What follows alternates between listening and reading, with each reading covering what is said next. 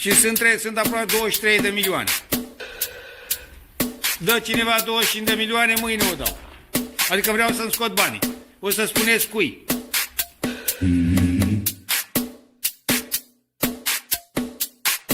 Trebuie riscat. Câteva 2-3 milioane, nu știu. Că riști 2-3 să iei 50. You know what?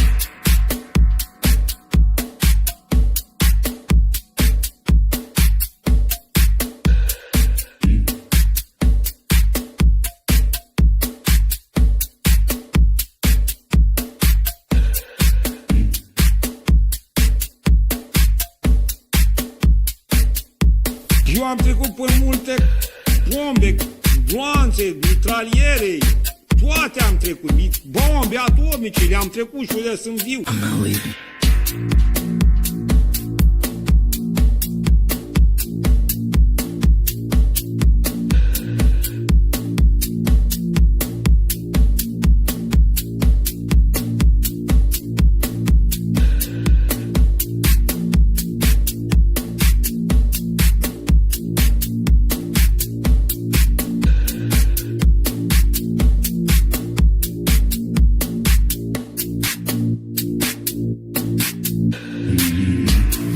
And I remain squarely focused on our dual mandate to promote maximum employment and stable prices for the American people.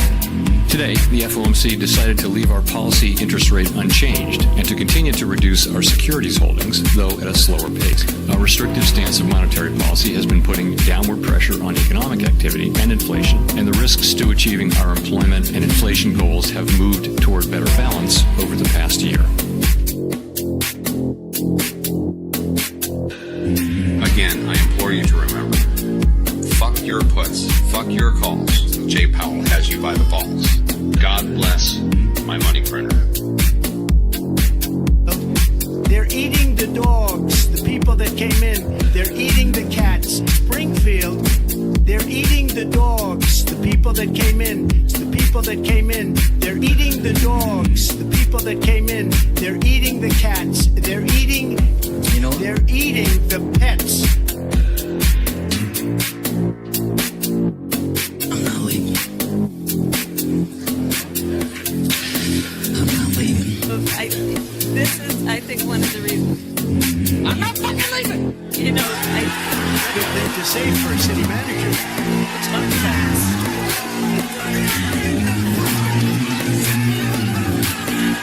The show goes on. This is my home. They're gonna need a fucking wrecking ball to take me out. Going nowhere. 'Cause I ain't going nowhere. 'Cause I ain't going nowhere. 'Cause I ain't going nowhere.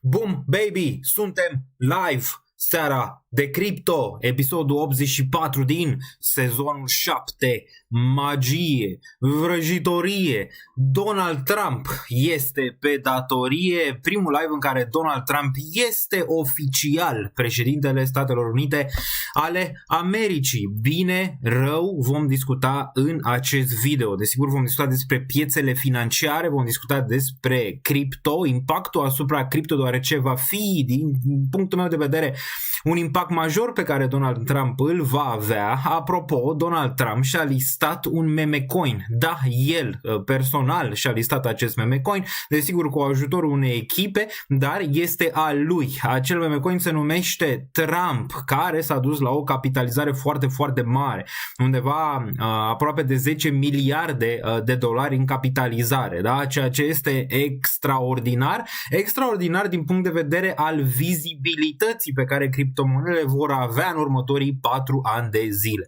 Desigur, după ce a devenit președinte oficial, n-a mai zis aproape absolut nimic de cripto. Ieri a fost întrebat despre acest meme coin pe care l-a listat și a zis că nu știe mare lucru, decât știe că l-a lansat, nu știe cât de mult s-a dus. I-a zis reporterul că e undeva la câteva miliarde, el a zis peanuts, adică nu foarte, foarte mult, da? Adică destul de puțin, vrea mai mult de câteva miliarde. Clar că a făcut foarte, foarte mulți bani de pe urma acestui meme coin. Acum rămâne să vedem dacă are vreun plan mai departe cu el sau este doar așa lansat de fan, ceea ce n-ar fi chiar extraordinar pentru viitor. Dacă președintele SUA, voi vă imaginați de unde am plecat și unde suntem?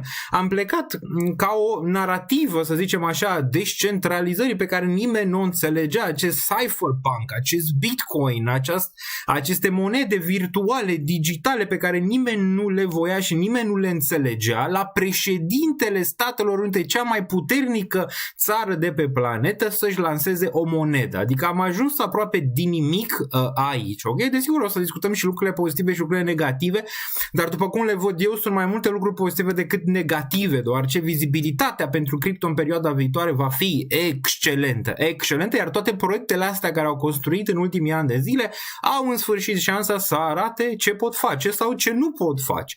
Desigur, o să avem mai multe narrative mergând înainte. Cea mai importantă, eu vorbeam de ea din 2021, dacă voi mai țineți minte. Vorbeam despre faptul că multe proiecte de cripto se vor înregistra și vor fi similare cu acțiunile pe care le vedem în momentul de față și companiile de pe bursa americană. Ce înseamnă asta? Înseamnă că în perioada viitoare, probabil piața de cripto se va împărți în două. Acum vedem unde se duce lichiditatea sau nu. Cu această reglementare destul de clară care va veni anul ăsta și pozitivă pentru criptomonede, deoarece Gary Gensler nu mai este aici și vezi, Trump s-a ținut de cuvânt. Gary Gensler îl dau afară în prima zi, nici n-a fost nevoie, a plecat el imediat în prima zi. În a doua zi l-a eliberat pe Ross Ulbricht și o să vorbim și despre el imediat. Cred că va sparge internetul interviu cu Ross Ulbricht, probabil va fi făcut în următoarea perioadă. Joe Rogan, vedem cine îl face, dar l-a eliberat și pe el ieri. Avea 2 sentințe pe viață plus 40 de ani, pentru cei care nu știu. Este fondatorul Silk Road, printre primele, dacă nu primul site care accepta Bitcoin. Era o piață neagră în 2011 pe partea de internet negru în care se tranzacționau arme, droguri, dar și alte tipuri de bunuri și servicii. Desigur, guvernul american a văzut asta și l-a închis acest site și odată cu el și pe fondator, care desigur e o poveste mai largă acolo, a amenințat pe cineva cu moartea. Dar vom vorbi un pic mai pe larg despre Ross Ulbricht, dar clar, s-a ținut de cuvânt, da? S-a ținut de cuvânt, l-a eliberat pe Ross Ulbricht, s-a ținut de cuvânt, l-a dat afară pe Gary Gensler, a plecat el dacă nu dădea afară. Avem un nou șef la SEC, probabil unul care va face o reglementare bună și desigur Trump mai are să ține de un singur lucru, nu macro, dacă el să zicem așa, această rezervă de Bitcoin, care probabil se va întâmpla în probabilitate foarte, foarte mare. Vom avea o rezervă de Bitcoin. Vă imaginați așa ceva? Nu știu, în 2016, eu când am intrat în această sferă de cripto, nu imaginam neapărat că vom avea o rezervă, imaginam că o să ajungem foarte departe și companiile vor ține Bitcoin pe balance sheet și so on, lucruri despre care am vorbit, dar să fim atât de aproape ca Bitcoin să fie acolo lângă aur, poate chiar să-l înlocuiască la un moment dat, nu era, să zicem așa, chiar atât de ușor de făcut, dar pare că ne îndreptăm spre acel lucru și cred că se va întâmpla. Dacă nu azi, dacă nu mâine, dacă nu într-o lună, probabil anul ăsta vom vedea această rezervă de Bitcoin pe care SUA o va avea și va schimba tot. De ce? Pentru că celelalte țări vor face similar, vor avea probabil și ele o rezervă de Bitcoin, iar Bitcoin ușor va deveni World Reserve Asset, adică un asset planetar, similar cum este aur în momentul de față, poate chiar mai puternic, să zicem așa, decât aurul mergând înainte. Clar, Bitcoin probabil se va aproxima în preț foarte, foarte puternic, iar în următorii ani, foarte greu de definit când, probabil va atinge și 1 milion. Probabil nu în ciclul ăsta, foarte improbabil, dar cu tot ce vine din spate probabil vom merge spre zona de 1 milion. Dacă 1 milion pare, să zicem așa, fantasmagoric sau cum vrei să-i zici, și 100.000 era deja o fantezie, dacă mai țineți minte, când Bitcoin era la $1.000, 100.000 mai greu. Acum, de la 100.000 la 1 milion avem doar un 10x, nu mai avem un 100x. Clar că gain-urile pe Bitcoin vor fi din ce în ce mai mici, iar capitalul pe care ai nevoie să faci bani din Bitcoin, adică să investești, va fi mai mare, adică o să ai nevoie de un capital mai mare pentru a face, să zicem așa, niște gain-uri care să se vadă în portofoliul tău. Nu zic că nu se poate și cu sume mai mici, dar deja Bitcoin ajunge la niște capitalizări destul de mari. Momentan este peste 2 trilioane în capitalizare, destul de sus. Încă nu și-a atins maximum, cel mai probabil. Probabil când se va apropia de aur, atunci vom vedea ceva în legătură cu un top mai macro pe Bitcoin, dar între timp, desigur, vor mai fi corecții și pe corecțiile alea clar că vrei să deții Bitcoin dacă, să zicem, ai un capital un pic mai mare, dar poate și un capital un pic mai mic, dar nu cu iluzia că poți să faci 100x de aici pe Bitcoin sau alte chestii. Poți să faci un 10x, dar poate să dureze 10 ani, adică ar putea dura 5, ar putea dura 10, ar putea dura 3, foarte greu de definit, dar cred că vom ajunge acolo, deoarece și alte țări, odată ce SUA va avea această rezervă, și alte țări vor vrea acest Bitcoin. Bitcoin, desigur, care este singurul asset global și în univers care este finit. Nu mai există altceva în afară de Bitcoin. Desigur poți să faci caz cu pământul, nu? Că și el este finit, ceea ce nu este chiar 100% corect, deoarece dacă o să fim la un moment dat o civilizație de genul în care ieșim de pe planeta Pământ și ne ducem pe Luna am fost deja, mergem pe Marte sau mergem pe alte planete, poți să faci pământ acolo. Desigur, asta poate să dureze mulți ani de acum încolo. Totuși, inflația Pământului este una destul de importantă, deoarece se poate încă construi. Un caz concret este Olanda, unde stau. Eu momentan sunt în România pentru câteva zile. Iar un caz concret este Olanda, care și-au scos jumătate de țară de sub apă, deci au făcut din apă pământ. Iar pe planeta asta avem foarte, foarte multă apă. Asta însemna că inflația Pământului ar putea fi mai mare decât inflația Bitcoin, iar Pământul nu este neapărat ceva, să zicem, super extrem de finit față de Bitcoin, care, da, în 2140 se va mina ultimul Bitcoin și vor fi doar 21 de milioane de BTC în partea asta și fiecare va vrea o bucățică. Clar că nu este suficient Bitcoin pentru ca cineva pe planetă, toată planeta, să zicem, care va fi 8-10 miliarde, să deține un Bitcoin. Gândiți-vă la asta, deoarece sunt doar 21 de milioane și desigur supply shock-ul ăsta va continua din ce în ce mai puternic în legătură cu Bitcoin și clar, destul de clar este că Bitcoin se va aprecia atât timp cât vom avea inflație și atât timp cât se printează bani. Deci Bitcoin este ceva, să zicem, pe care poți să-l privești în sfera asta de pensionare, să zicem așa, deoarece este un vehicul care probabil, dacă nimic nu se va schimba în partea asta, să zicem, de cum se tranzacționează bunurile și serviciile în momentul de față, probabil va crește pe termen lung. Dar din nou Bitcoin în momentul de față și-a făcut, să zicem, momentan povestea cât de cât, măcar jumate pentru acest ciclu de bull market. E posibil și eu zic că da, mare posibilitatea să mai crească, dar gain-urile din nou se vor face din ce în ce mai greu. Adică câștigurile venite din cripto vor fi din ce în ce mai dificile cu cât trece timpul, similar cum au fost și pe bursa americană, similar cum desigur au fost și pe aur și pe metale în trecut, când aurul era foarte, foarte jos, au avut mai multe cicluri în care s-a dus foarte, foarte sus și apoi a stat o perioadă în lateral, doar ce lucrurile nu se mișcă chiar de rapid. Bun, Trump, în mandatul lui, desigur, desigur vom vedea un crash mare. Înainte să vă speriați, o să ne pregătim pentru el, dar sigur va veni, deoarece e o instabilitate foarte, foarte mare din punct de vedere economic în Statele Unite în momentul de față, iar ce încearcă Trump în momentul ăsta poate să dea succes pe termen scurt și probabil va da succes pe termen scurt, dar din nou pe termen median și lung va lăsa anumite dezechilibre în partea de economie americană.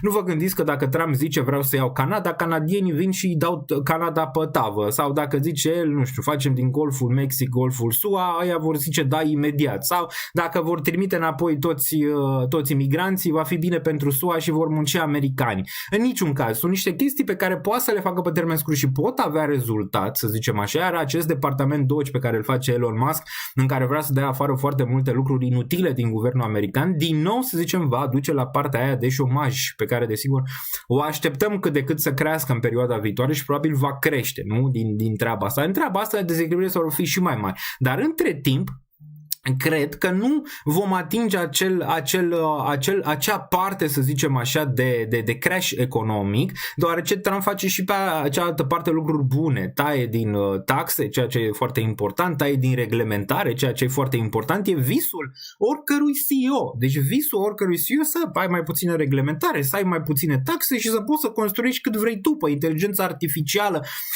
pe tehnologie, pe orice vrei tu, să nu vină guvernul să bată la ușă, vai, ce ai făcut tu, ceva nasol ai făcut în momentul de față, să-ți ceară bani pentru orice sau să te amendeze. Asta, din nou, mi se pare important și de asta cred că în prima fază vom vedea un boom masiv în partea de tech, vom vedea un boom masiv în piețe înainte de crash-ul respectiv, deoarece face foarte, foarte mare sens. Dacă crash-ul va veni înainte să vedem boom-ul ăsta, este o oportunitate. Dacă totuși vedem boom-ul și vine crash-ul, nu este o oportunitate din punctul meu de vedere, deoarece lucrurile probabil nu se vor stabiliza rapid. Dar dacă vedem crash-ul înainte, adică dacă vine Q1, Q2 acum sau nu știu, până în iulie anul ăsta, este o mare oportunitate, deoarece Trump va face orice ca piețele să rămână foarte, foarte sus în mandatul lui, iar un crash nu poate să fie decât ceva care ar atrage banii de pe margine să intre foarte, foarte puternic la dobânzi foarte, foarte scăzute pe care, desigur, Jerome Powell le va tăia în momentul respectiv, când, desigur, vom avea șomaj în urcare, piețele în cădere și, desigur, inflația stabilă. Asta cu inflația, știu că toată lumea vorbește despre ea, posibil la un moment dat să aibă o tresărire, dar pe termen lung nu văd inflație, ci văd deflație venită din partea asta tehnologică. Partea tehnologică, dacă ați văzut, Trump a avut și el ieri o conferință de presă cu cel de la OpenAI, Sam Altman, a avut o conferință de presă cu cel de la Oracle, și eu am lucrat la Oracle în trecut, pentru cei care nu știu. Aici în România, unde mă aflu în momentul de față, Larry Ellison și desigur cu masa de la SoftBank, care au făcut un fond foarte, foarte mare, companie foarte, foarte mare. I-am uitat numele, sigur, dar nu cred că numele este important. Au făcut ei o alianță acolo, sunt sigur că vor spune cei de pe chat, în care vor investi 500 de miliarde în partea de inteligență artificială. E destul de clar că asta nu pleacă. Plus, a zis ăsta de la Oracle, Larry, a zis o chestie interesantă, că probabil în următorii ani vor avea un vaccin pentru cancer, ceea ce este wow, nu? Făcut de inteligență artificială, prin, nu știu, nanotech și alte chestii pentru a targeta celulele de cancer, ceea ce este wow, dar spre partea respectivă vom merge, nu putem singuri, avem nevoie de partea asta de inteligență artificială. Desigur, Sam Altman zice că până în 2035 vom atinge AGI, adică inteligența artificială supremă, aware, adică să știe, să gândească cu propriul creier. Acum rămâne de văzut dacă asta se va întâmpla sau nu, sau este doar o poveste. Comunitatea este împărțită pe AI, unii zic un mare schem, unii zic chiar există ceva acolo. Probabil este undeva la mijloc adevărul, dar cred că la un moment dat vom avea și această inteligență supremă artificială și atunci, desigur, nu vom merge spre inflație, ci vom merge spre deflație. Atunci vom merge spre oameni care nu vor mai avea locuri de muncă și vor fi tăiate. Deja automatizarea este aici și automatizarea va continua și în perioada viitoare, iar foarte, foarte multe locuri de muncă vor fi afectate. Nu văd pe asta pe termen lung cu inflație, o văd pe deflație, o să văd bunurile, serviciile care probabil vor costa mult mai puțin pe termen lung decât în momentul de față, cu tot avansul ăsta tehnologic. Deci avem o parte bună În legătură cu Trump, taxele, probabil va pune și taxe mici pe criptomonede, cel mai probabil, și asta desigur va duce din nou la infuzie de capital în sfera de criptomonede, duce la claritate cât de cât pentru aceste criptomonede, de ce au ieșit investitorii și de ce a ieșit lichiditatea. Mai țineți minte 2023 când dansam pe live, atunci cu De ce ne minți Gary, când au picat altcoinurile foarte, foarte puternic? Păi au picat pentru că mare parte din lichiditate a ieșit din ele de frica lui Gary Gensler că le reglementează și le face pe toate securities.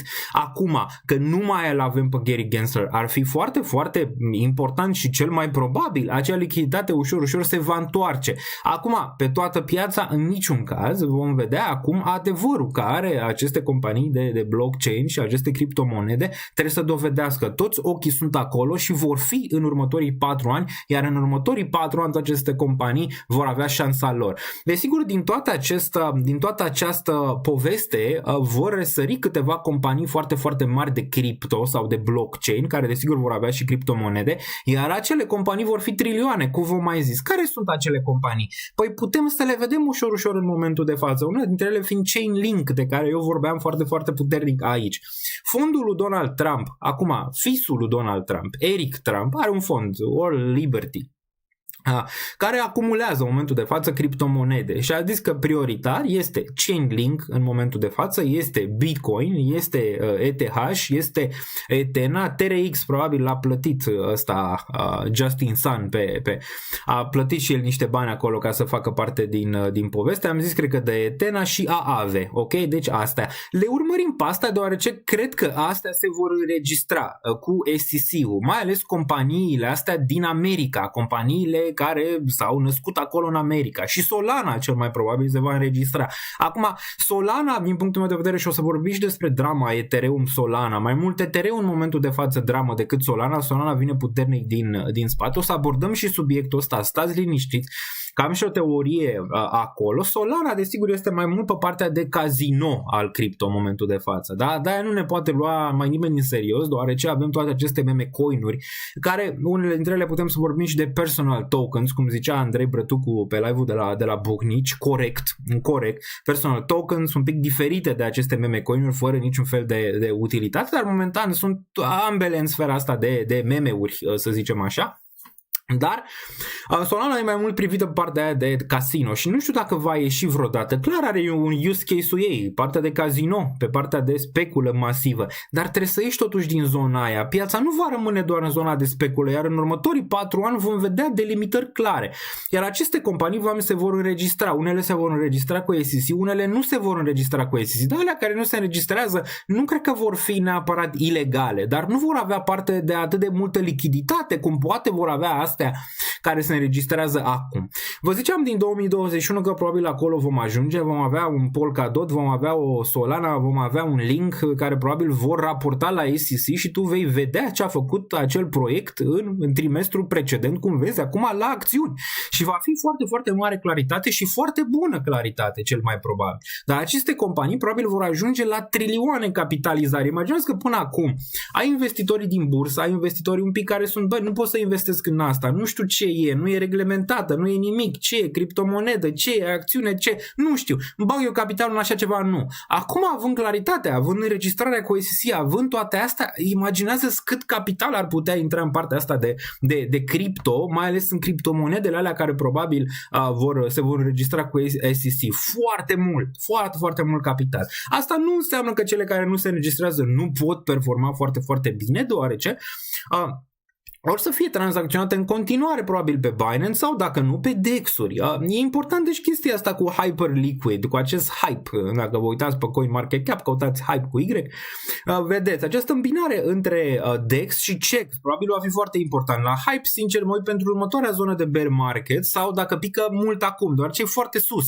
Și n-aș vrea să intru în ceva care e atât de sus. Vedem ce se întâmplă cu ea pe zona asta de bull, dar în următorul ciclu de bull, probabil acest acest hype, acest hibrid între DEX și CEX va fi foarte, foarte important pentru cumva o comunicare între cele două spații pe care o să le avem, partea, să zicem așa, nereglementată și partea un pic mai nereglementată, ok? Bun, dar clar, aceste companii pe care, aceste criptomonede pe care le acumulează World Liberty probabil sunt cele care or să aibă utilitate pe long term. Nu zic că nu mai sunt și altele, probabil da, dar astea probabil știu ei ceva că se vor întâmpla cu ele. Dar asta va veni probabil, reglementarea asta a criptomonelor care noi o voiam de atâta timp, dar voiam să fie una pozitivă, nu ca în zona lui Gary Gensler când, desigur, el n-avea niciun fel de idee, adică el zicea toate sunt securities, dar n-avem o idee cum ar trebui să înregistreze o companie de blockchain în Statele Unite. Nu știm.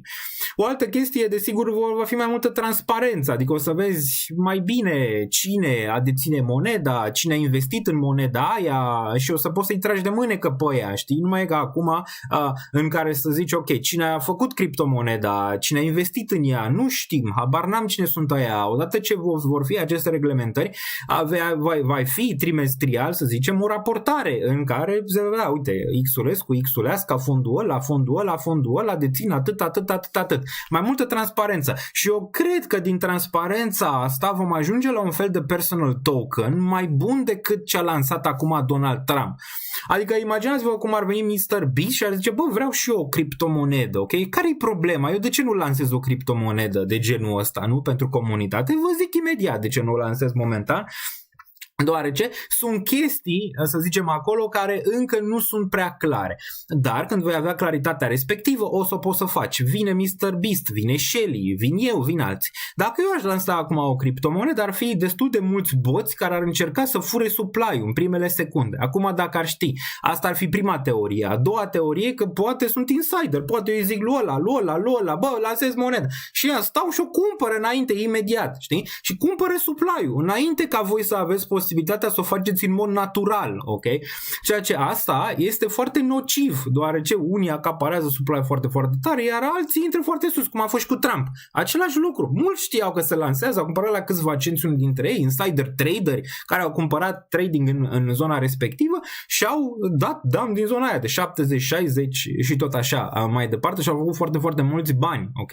Pe tema asta. Dar asta e problema cu aceste tokenuri în momentul de față, n-au claritatea respectivă. În momentul când o să ai claritatea respectivă, un token de genul ăsta ar putea fi foarte, foarte benefic pentru orice comunitate, un token personal. Și cred că va fi. Cred că vom ajunge acolo, dar trebuie să avem întâi claritatea asta. Pe partea europeană va fi un pic și mai dificil, deoarece aici reglementările sunt foarte dure în materie de cum a lansat criptomonede, ce trebuie să faci, ce trebuie să nu faci, KYC, adică e mult mai dur pe partea asta de reglementare și mult mai greu de lansat în mod legal o criptomonedă, să zicem așa, în partea europeană, deoarece nouă aici ne plac regulile să fie dosarul atâta, dacă se poate, pe partea de reglementare. Dar odată ce cred că vom intra în sfera aia, în care în sfârșit SEC-ul își va face treaba în mod firesc și normal, în care nu o să deranjeze prea mult spațiul de criptomonedă, asta e destul de clar, ne vom întoarce într-un fel, într-o îmbinare între 2017 și 2021, în care o să avem multe companii de cripto deja existente care construiesc, altele care o să vină din spate deoarece văd oportunitatea și alți oameni care vor să construiască aici, probabil vor fi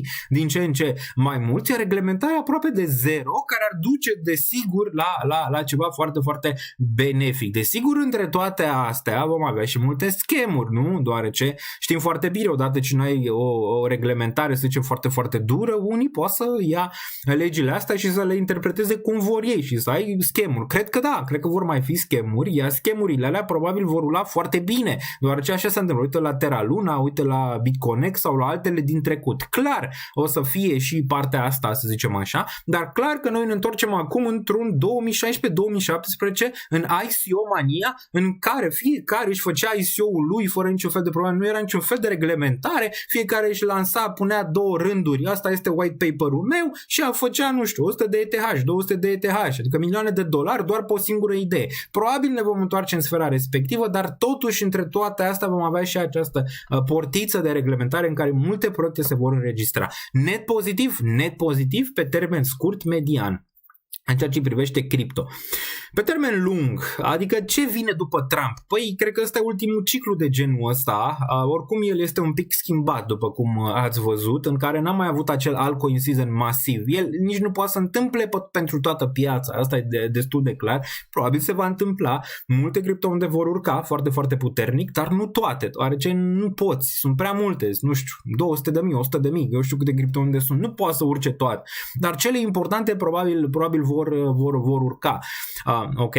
Cred că este net pozitiv, dar ce va rămâne peste 4 ani, 5 ani? Cred că după ciclul ăsta vom avea mai multă claritate. Bă, ce fac aceste companii? Fac ceva sau nu fac? Polkadot, faci ceva, nu faci. Ok, Filecoin, faci ceva, nu faci. Aave, faci ceva, nu faci. Ok, Chainlink, faci ceva, nu faci. Memecoinule, fac ceva, da, sunt fan, dar mai mult de atât nu fac. Cred că după ciclul ăsta vom avea câștigători destul de clar pe fiecare chestie și câștigătorii ăia vor fi în trilioane, iar restul se vor duce probabil spre zero sau se vor tranzacționa pe DEX-uri, adică va fi o purificare. După ce pleacă Trump sau după mandatul ăsta, va fi o purificare, o revenire, să zicem așa, la partea de utility, adică partea asta romantică în care, da, memecoin, interesant, da, totuși ce rămâne pe urmă, știi, adică trebuie să ai și partea asta. Piața ai văzut și a lansat Trump, toată lumea, memecoin, nu știu ce. Pe de altă parte, încă se construiesc chestii pe blockchain. Sunt proiecte foarte, foarte solide care construiesc, dar ți iau fața aceste memecoinuri cu performanțele lor. Deoarece investitorii ce zic? Băi, eu vreau să fac bani. Nu mă interesează că Ethereum va performa în 3 ani și va face 10.000, 15.000, 20.000, 25.000. Pe mine mă interesează acum. Lasă pe ETH, vânde ETH și cumpără memecoinul ăsta. Adică să duc pe zona respectivă de foarte mare speculă. De asta cred că n-are cum să nu se creeze o bulă, mai ales cu lichiditatea care va intra în partea asta de cripto foarte, foarte puternic. E foarte greu să nu crezi că la un moment dat anul ăsta se va crea o bulă. Dacă anul ăsta nu vine acest altcoin season, probabil foarte greu să mai vină vreodată, pentru că are cele mai bune zone, adică ai cam tot. Ai pe Trump președintele cripto, ai reglementarea care este una benefică, ai lichiditate nouă care probabil va intra în spațiul de criptomonede. Ai tot acolo ca să performezi, nu te bate reglementatorul la ușă să zică, bă, ce ai făcut, ai pompat moneda aia cu USDT, apropo, USDT-ul s-a mutat în El Salvador, că poate să facă ce vor ei, cum făceau în 2016 să-și pompeze monede să lucre la cer. Deci cred că da, îți dai seama. Acum Binance, cum va juca Binance? Va înregistra în SUA? Cel mai probabil vor face un deal. Adică vom reveni înainte să vină reglementarea asta, să-i dea afară pe Binance, să-i dea afară. Vom reveni la partea respectivă. Și atunci da, se creează un val, eu îl văd, vine puternic din spate, pare chestiune de timp, până când vom intra în sfera aia de speculă. Ce ne mai trebuie ca să intrăm în endgame? Eu îl numesc endgame, deoarece până acum, desigur, am tot reacumulat, unele monede au performat, altele n-au performat deloc, Bitcoin a performat, ETH și o performanță slăbuță față de ciclurile precedente, totuși nu rea, având în vedere că este peste 3000, Solana a performat foarte, foarte bine pentru noi, cei care am fost aici în ciclu, SUI a performat, memecoinele pentru cei care au tranzacționat au performat, dar celelalte altcoinuri mai din trecut n-au performat încă. Endgame-ul începe și este începutul sfârșitului, cel puțin așa îl privesc eu, în momentul când intrăm în zona de risc, pe care noi n-am mai văzut-o de vreo 3 ani și ceva. Deci 3 ani și ceva n-a fost niciun fel de risc.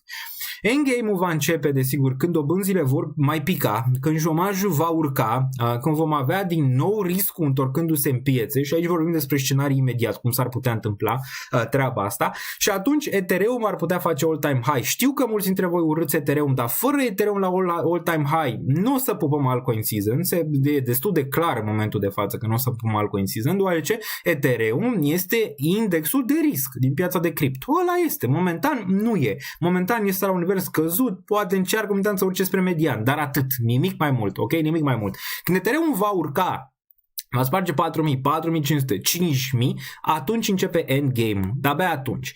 Endgame-ul este zona de final al unui ciclu de bull în care toată lumea este foarte, foarte speculativă, intră oameni noi din piață care probabil aud acum de cripto, da, și cei tineri, da, și cei mai în vârstă un pic, nu știu, 20, 25 vor auzi, dar și cei de 15, 18, 20 vor auzi odată cu Trump în momentul de față, care vă întreabă și familia, ai văzut Trump, ți-a listat, ți-a făcut nu știu. Deci este clar că este acolo vibe-ul, apetitul investitorilor va fi și mai mare în momentul când vei avea dobânzile mai scăzute, capitalul de risc va intra în piețe, ok, capitalul, să zicem așa, cu un risc mai ridicat va intra în piețe, care pe margine, vreo 15 trilioane în momentul de față pe margine, așteptând fie un crash, fie o urcare în care să zică, bă, nu mai putem aștepta deoarece pierdem intrarea, ok, pe ultima parte speculativă în care revine riscul, trebuie să intrăm și noi pe partea asta și atunci intrăm în endgame. Endgame-ul de obicei nu ține mai mult de 6 luni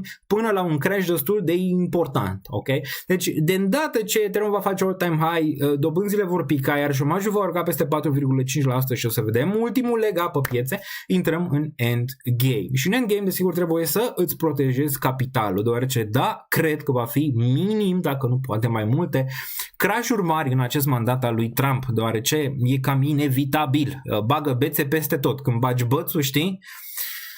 Nu știi ce se întâmplă când pe cine deranjezi cu bățul, știi? Deci, cred că da. Moneda lui poate să fie shortată, da, cred că este prematur totuși, ar putea urca în prima fază peste 100, deoarece este foarte, foarte volatilă în momentul de față, dar odată ce urcă peste nivelul respectiv, cred că e o oportunitate, mai ales că el probabil o va da în bară câteva chestii în acest mandat. Că îți place, că nu-ți place, e irelevant, dar trebuie să o privești la nivel median. O va da în bară Trump cu ceva pe mandatul ăsta? Bă, eu zic că da.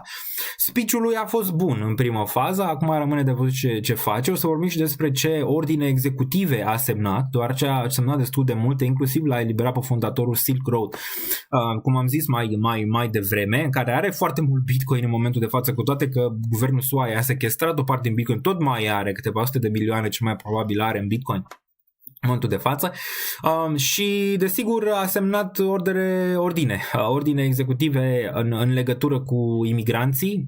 O să încerce să-i dea afară pe ăștia ilegal pe toți, mai ales cei care fac trafic de droguri, o să-i trimite în Mexic înapoi. Acum au trimis la graniță vreo 1500-2000 de trupe, au mers acolo pentru a se asigura că lucrurile sunt în regulă. Clar o să înceapă să facă curățenie. Numai că Trump poate, pentru că Trump are bomba nucleară, dar are și memecoin, are bombă nucleară și memecoin, nu mai stai demență, oricum e matrice ceva, habar, deci are butonul de bombă nucleară, are și butonul de a lansa un memecoin pe Solana, deci na, și le face pe amândouă dacă e nevoie. Sperăm să nu apese vreodată pe butonul ăla, probabil nu. Vom vedea acum în care e relația lui cu China. Am văzut că a vorbit, Donald Trump a vorbit cu Xi al Chinei, în care au zis ei despre TikTok, a vorbit un pic. TikTok, zicea Trump că să-l vândă 50% SUA, deoarece este o companie de 1 trilion. Probabil este în viitor, acum nu este o companie de 1 trilion, dar în viitor probabil ar putea fi o companie de 1 trilion. Să o cumpere Elon Musk, să o cumpere Meta, e posibil să o cumpere și Meta. Ați văzut câți miliardari au fost la deschiderea președinției lui Donald Trump, cam toți erau acolo, de la Jeff Bezos, la Mark Zuckerberg, la toți, la Infantino de la UEFA, toți erau acolo, toți macherii, să zicem, toți ăștia la nivel erau acolo și ce făceau? Pupau mâna la sultan. Asta făceau. Trump în momentul de față se comportă ca un sultan. Adică, ce a zis? Bă, chinezii au vorbit cu Xi, nu știu dacă le pun tarife, că și tarifele erau un subiect hot. De ce era interesantă această parte de tarife? Pentru că aceste tarife pot crește inflația, de asta. Și eu ziceam, bă, dacă aș fi Trump, aș lăsa-o mai moale. Și a lăsat-o un pic mai moale. Cu China n-a zis că îi pune, că nu pune lui Xi, că rămâne de văzut, că nu știu ce, îl respectă pe Xi, bla bla bla. Canada a zis că probabil nu-i va pune, cel puțin asta am auzit, Europei îi va pune. Și da, va fi rău pentru Europa, după cum am mai zis și cum am mai discutat, deoarece noi am luat o zonă foarte, foarte destructivă din multe puncte de vedere, iar la noi nu se schimbă ceva ca în SUA. Se schimbă la noi de obicei cu revoltă, cu război. Așa se schimbă la noi pe teritoriul ăsta european. Nu e cu una cu alta, cu aia. Nu. La noi, dacă vrem și ea la putere, anulează alegeri, pun pe cine vrei, fac ce vor ei, nu mai România. Planetar, dacă scapă lucrurile din mână, fac orice ca să rămână la putere. Ok? Dar la noi aici e mai complicat, doar ce Trump a zis că va pune tarife. Deci toți au venit să dea bir la sultan să pupe domnul Trump pe care îl înjurau, desigur, mulți dintre ei înainte să devină președinte. Desigur, acum dăm toți mâna, arătăm o Americă puternică nu înseamnă neapărat bine pentru Europa sau pentru celelalte țări din Europa. Improbabil. O Americă care are aceste nevoi de a lua teritorii, să zicem așa, de a extinde, să zicem, Statele Unite, nu este o Americă ușoară, să zicem așa, și benefică Uniunii Europene, că noi stăm aici, în zona asta de Uniunea Europeană. Nu este benefică, este benefică pentru SUA. De asta, cred că da, în Europa inflația va urca, cel puțin așa cred. În SUA, nu cred, deoarece Trump mai are niște chestii pe care poate să le facă. El le are și pe astea, cu amenințările, dacă nu dați prețul jos, adică sultanul vine, se duce pe acolo și face el ordine cum vrea el, știi, în țara lui. Dar Uniunea Europeană, inflația probabil va urca.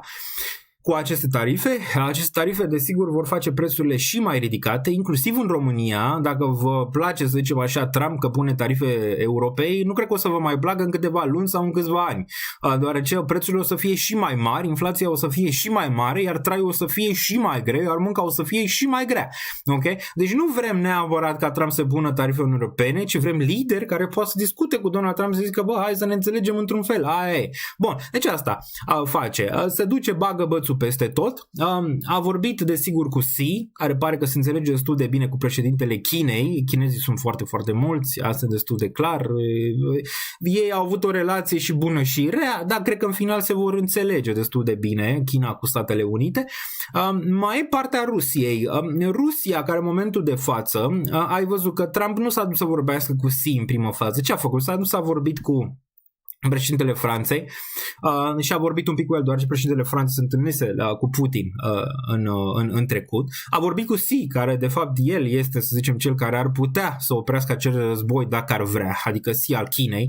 Fără China, Rusia nu ar fi putut să ajungă până aici, în niciun caz, după toate restricțiile care au fost puse. Foarte greu, ok. Întrebarea este dacă Xi i-a promis ceva lui Trump, știi, hai să facem să ne înțelegem, dacă Putin nu vrea, îi tai anumite chestii, ok? Îi tai sistemul financiar, îi tai. Acum, Trump cu Putin, ce a zis Trump? Trump a zis așa, vreau să mă întâlnesc cu Vladimir Putin, când vrea el ne întâlnim. Asta a zis. Vladimir Putin a zis, ok, hai să vedem cum e noua gardă din Statele Unite, suntem deschiși. Acum, mai devreme, ăsta Donald Trump a zis că dacă Rusia nu revine la realitate și nu încheie războiul din Ucraina, îi va pune și mai multe restricții. Deci destul de clar, cei care credeau că Trump are vreun prieten în sfera asta se înșală amarnic. Și vă ziceam, nu există prietenie, să zicem așa, între Trump și Putin și nu există prietenie, poate cel mai mult respect, dar prietenie în niciun caz. Adică nu te gândi că SUA va veni și va da armele sau va da Ucraina gratis, după ce au băgat miliarde de dolari, va da Ucraina gratis Rusiei. În niciun caz. El încearcă peace through strength. Acum vedem dacă iese, din punctul meu de vedere, va lăsa niște urme, chiar dacă iese pe termen scurt, adică dacă Rusia aici oprim războiul, luăm teritoriile alea, hai că vedem cum ne înțelegem, nu va rămâne așa. China nu va rămâne așa, Canada nu va rămâne așa, adică Danemarca, că a zis că vrea Groenlanda, nu va rămâne așa, adică e destul de clar că ăștia nu vor zice, da, domnule sultan, ăia din SUA au zis, că sunt companii tech din SUA, ce puteau să facă, dar ăștia nu vor pupa atât de adânc mâna lui Donald Trump cum au pupat companiile de tech. Chiar dacă pe termen scurt ar putea merge. Dar pe termen scurt s-ar da impresia unei păci, ceea ce din nou piețele ar zice, da, asta vrem, se încheie în sfârșit conflictele, avem claritate de reglementare, nu mai avem taxe, eu sunt în extaz, putem face ce vrem, hai să pompăm, să dăm, să facem, să dregem și atunci creăm bula economică, care ea nu poate să fie oprită. Că e Trump, că e Biden, că e Kamala, că e Gengis Khan care se întoarce din mormânt, că e oricine ar fi, n-are cum să oprească ce vine pentru Statele Unite și pentru Europa. Asta este destul de clar, mai ales în Europa, care desigur va fi mai nociv și mai greu ce se va întâmpla aici față de Statele Unite, care totuși au acest World Reserve Currency, dolarul pe care toată lumea îl vrea. Deci Trump În prima parte ar putea fi pozitiv, mai târziu cred că lucrurile vor lua o întorsătură foarte, foarte negativă. Acum depinde și cum se înțeleg Trump cu Elon Musk, cu toți ăștia din tech, vedem ce fac, ce se înțeleg, ce nu știu ce, dar clar că vor apărea și certuri acolo, nu? Ca de fiecare dată. După ce și-a atins targetul Trump, nu știu cât îl va ține neapărat pe Elon Musk în brațe atât de mult. Da, va fi un roller coaster, 4 ani, nu mai este același Trump. Asta ziceam și la George Bugniș pe live. Vă salut pe cei de pe chat, vă iubesc, vă salut, vă respect pe toți, nu am uitat de voi. Știu că sunteți acolo, ok? Știu că sunteți acolo pe chat, vă văd, uite, o văd pe Andreea Duman, de exemplu, o văd pe Vivre aici, Cristian Pop, ai de viața mea, nu ai făcut pauză deloc, n-ai cum. Uite că am făcut pauză, păi trebuie să începem cu pasiune, trebuie să începem cu informație, trebuie să dăm oamenilor ce vor, să zicem așa, pe partea de informație, nu ce vor să audă, ci pe partea de informație, că asta e foarte important. Și discutăm și despre informație. Va fi interesant dacă vreți să discutăm și despre globalism și despre naționalism și vedem cum merge mai departe această structură, să zicem așa, planetară. Am și o idee acolo, dacă vreți să o analizăm. Desigur o să ne concentrăm și pe piețe, o să le analizăm pe toate, să vedem ce se întâmplă în mandatul lui Trump și mai departe. Bun. Aveți pe chat, lăsați un comentariu, buton de like îl aveți mai jos, acest live va fi lung ca de fiecare dată, facem o mică pauză, amintiți-mi unde am rămas, dacă totuși m-am întrerupt aici. ETH is dead îmi place când este moartă, din punctul meu de vedere este chestiune de timp până când ETH va atinge 10.000, orice se întâmplă în sfera asta este o oportunitate. Și atât. Nu mă interesează, închideți alea știrile, bla bla bla. Dacă nu le-ați fi închis știrile în 2022, n-ați fi cumpărat niciodată Solana, de exemplu, sau Bitcoin, dacă n-ați fi închis știrile în 2022 sau în 2018 sau în 2024. Dacă n-ați fi închis știrile, n-ați fi acumulat niciodată. Ochii pe ciolan. Din punctul meu de vedere, nimic nu s-a schimbat, chiar dacă ETH performează cum performează din diferite motive. Motivul fiind această dramă între Vitalik, Fundația Ethereum și comunitate, care momentan sunt în dezechilibru. Cred că momentan la un moment dat vor ajunge într-un echilibru. Și am mai zis, îl respect pe Vitalik pentru că politica este o armă cu două tăișuri, ca de fiecare dată. Îl respect. Iar ETH trebuie să rămână un protocol cât mai descentralizat. Acum, el nu este descentralizat total. Nimic nu este descentralizat total, dar tindem spre partea asta cât de cât mai descentralizată a situației, a lucrurilor în general. Asta, zicem așa, ne place, a protocolelor descentralizate, cât de cât spre zona aia de, nu știu, 80%, 70%, rămâne de văzut. Dar clar, cred că lucrurile se vor duce într-o zonă. Deja am văzut că se vorbește în comunitate. Comunitatea urește foarte mult Fundația Ethereum, care nu prea a făcut nimic în viziunea lor și posibil așa să fie în ultimii ani, ca să ducă, să zicem așa, Ethereum mai sus.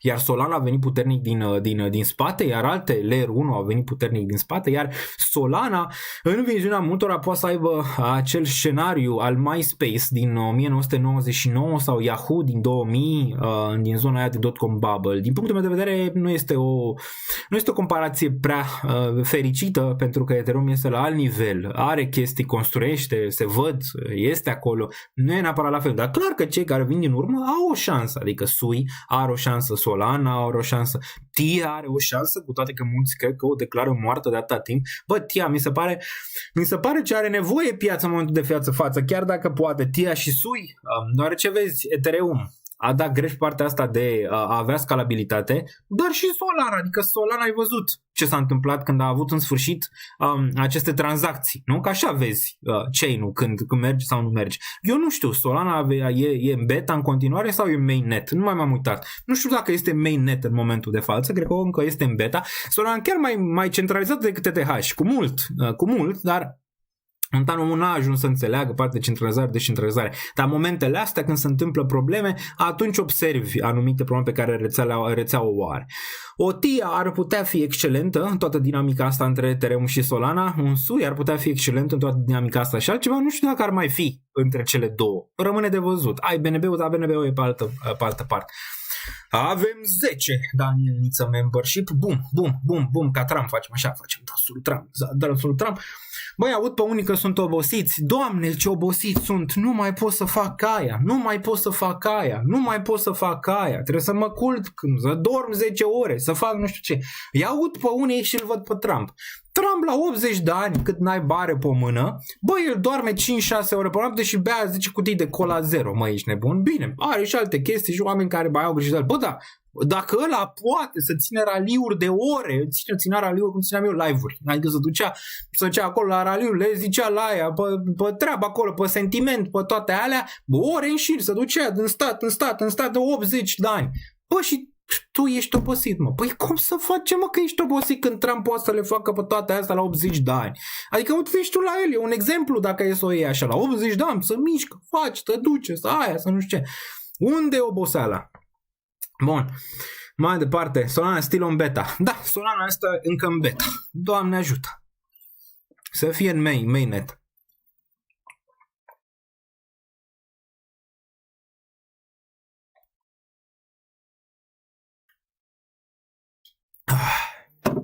Bun.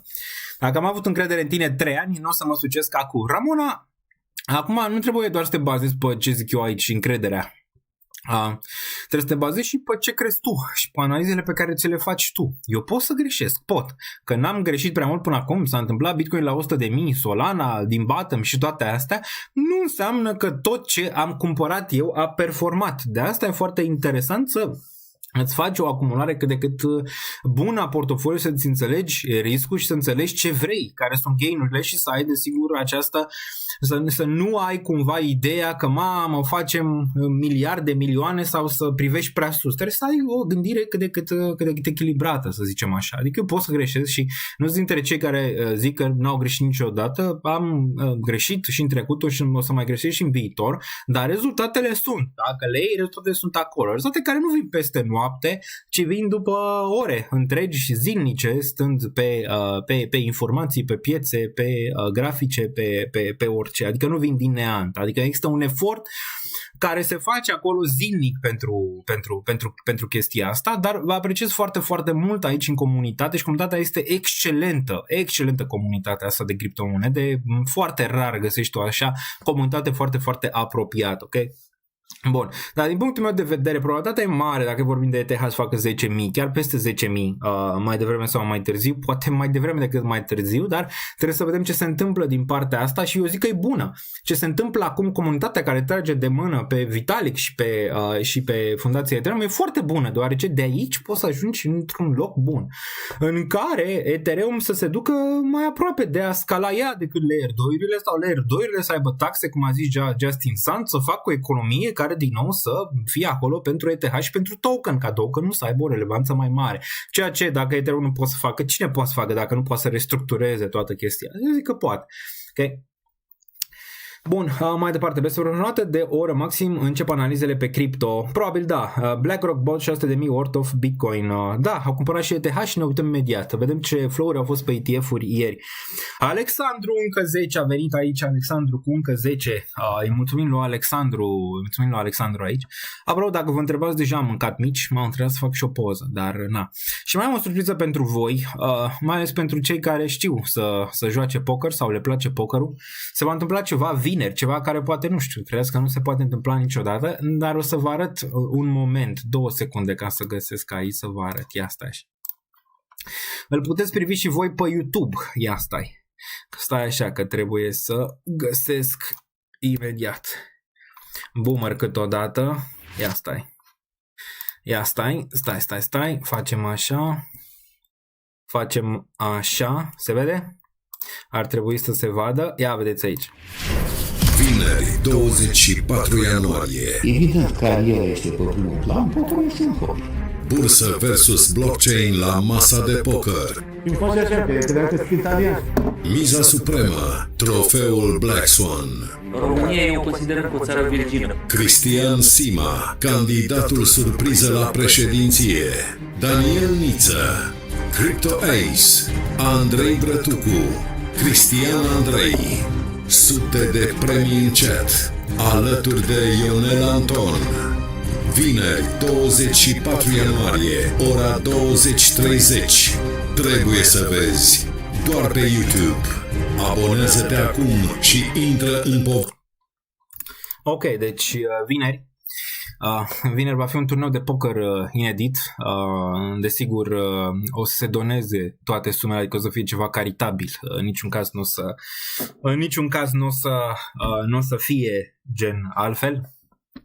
Dar cred că o să fie top, nu? Să priviți asta. Eu, Cristian Sima, CryptoS, Andrei Brătucu și Cristi de la XFi, care este sponsor aici pe canal. Cred să fie foarte tare, cred că o să vă uitați, zic eu, și da, o să se vorbească, o să se bea, o să se mănânce și o să joace poker. Prima mea dragoste, desigur, pokerul. Juc. Bine, o să zic asta, desigur, o să zic povestea vineri mai bine, dar joc din generală poker.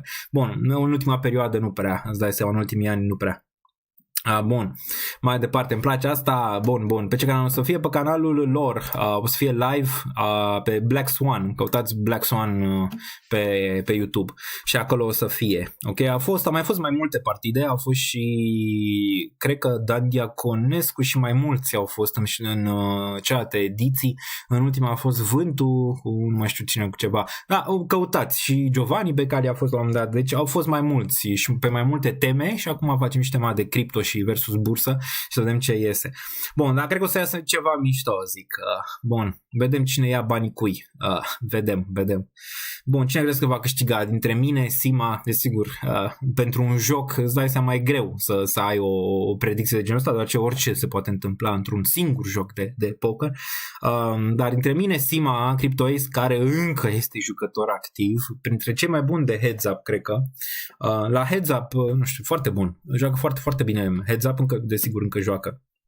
Deci da, între mine, Sima, Ace și Brătucu și Cristian Andrei, cine că se va câștiga? Da, o să fie live. O să anunț mâine oricum pe Twitter. Bun, Ace va face, da, Ace rulează bine oricum la poker. Chiar dacă eu l-am învățat, a crescut peste ce l-am învățat eu. Desigur, eu lăsându-mă de poker prin 2018-19. Bun. De-aia se antrena CryptoS la 3 dimineața. Da, exact. Vă curăță moșul, zice aici Coach Vali. Vedem, se poate, adică e un singur joc, se poate orice. Dar cred că e mai mult oricum, nu e neapărat de cine câștigă. Na, clar vreau trofeul, dar nu e neapărat despre cine câștigă, e mai mult despre informație, e mai mult despre o întâlnire de genul ăsta în care putem schimba idei. Asta cred că mi se pare interesant. Bun. Ce onoare să joci poker cu viitorul președinte al României. Da, Marius Constantin, o să vedem și asta, o să analizăm, probabil o să vorbim și despre asta. O să-mi dai și nouă link-ul? Da, clar. Ai fost dependent de poker? Nu dependent, ci pokerul e foarte asemănător cu partea de trading sau partea de investiții, depinde cum o iei, dar mai ales cu trading-ul. Dacă tu o iei în joacă, desigur, și devii foarte, foarte, să zicem așa, atras de asta într-un mod nociv, da, poți pierzi bani din poker ca din orice și din trading și din orice. Dacă o iei un pic mai la un nivel cât de cât mai echilibrat, poți să faci bani din poker, doar ce în final pokerul nu este neapărat un joc de noroc dacă joci pe termen lung, mult. Ok, este mai mult un joc de skill, ok, da, trebuie să joci foarte, foarte mult și să rulezi peste EV, adică trebuie să dai mereu în față de cele mai multe ori când intri în anumite zone, între anumite poturi, ok, și atunci pot face pe termen lung bani din chestia asta, ceea ce eu am terminat pe plus chestia cu pokerul, dar o să vă zic mai multe despre povestea asta, desigur, vineri. Bun. Îmi pariez pe tine, da, era mișto să poți să pariezi pe cineva, dar nu e legal, știi, adică nu putem face asta. Dar era mișto, știi, să pui așa la, nu știu, nu neapărat, și potul ăla să doneze mai departe. Adversar slab la poker? Nu, n-am adversar slab, mai ales unul este foarte bun, pe care și știu că este foarte bun, adică CryptoS. Nu este slab în niciun caz. Dar nici eu nu sunt jucător slab de poker. Bun, dar nu se preconizează scăderi masive pe piețe din cauza japonezilor. Am scris și eu asta și o să analizăm imediat. Vineri în Japonia va fi o decizie foarte importantă acolo ce pare despre asta, dar am scris deja pe Twitter și uite, o să vă arăt și vouă și o să analizăm imediat. Investitorii nu prea se uită la asta momentan, deci nu cred că este priced in, dar noi clar ne uităm la asta, adică noi clar ne uităm. Imediat să intru în Twitter și vă arăt, dacă îl găsesc, ar fi perfect. Bun.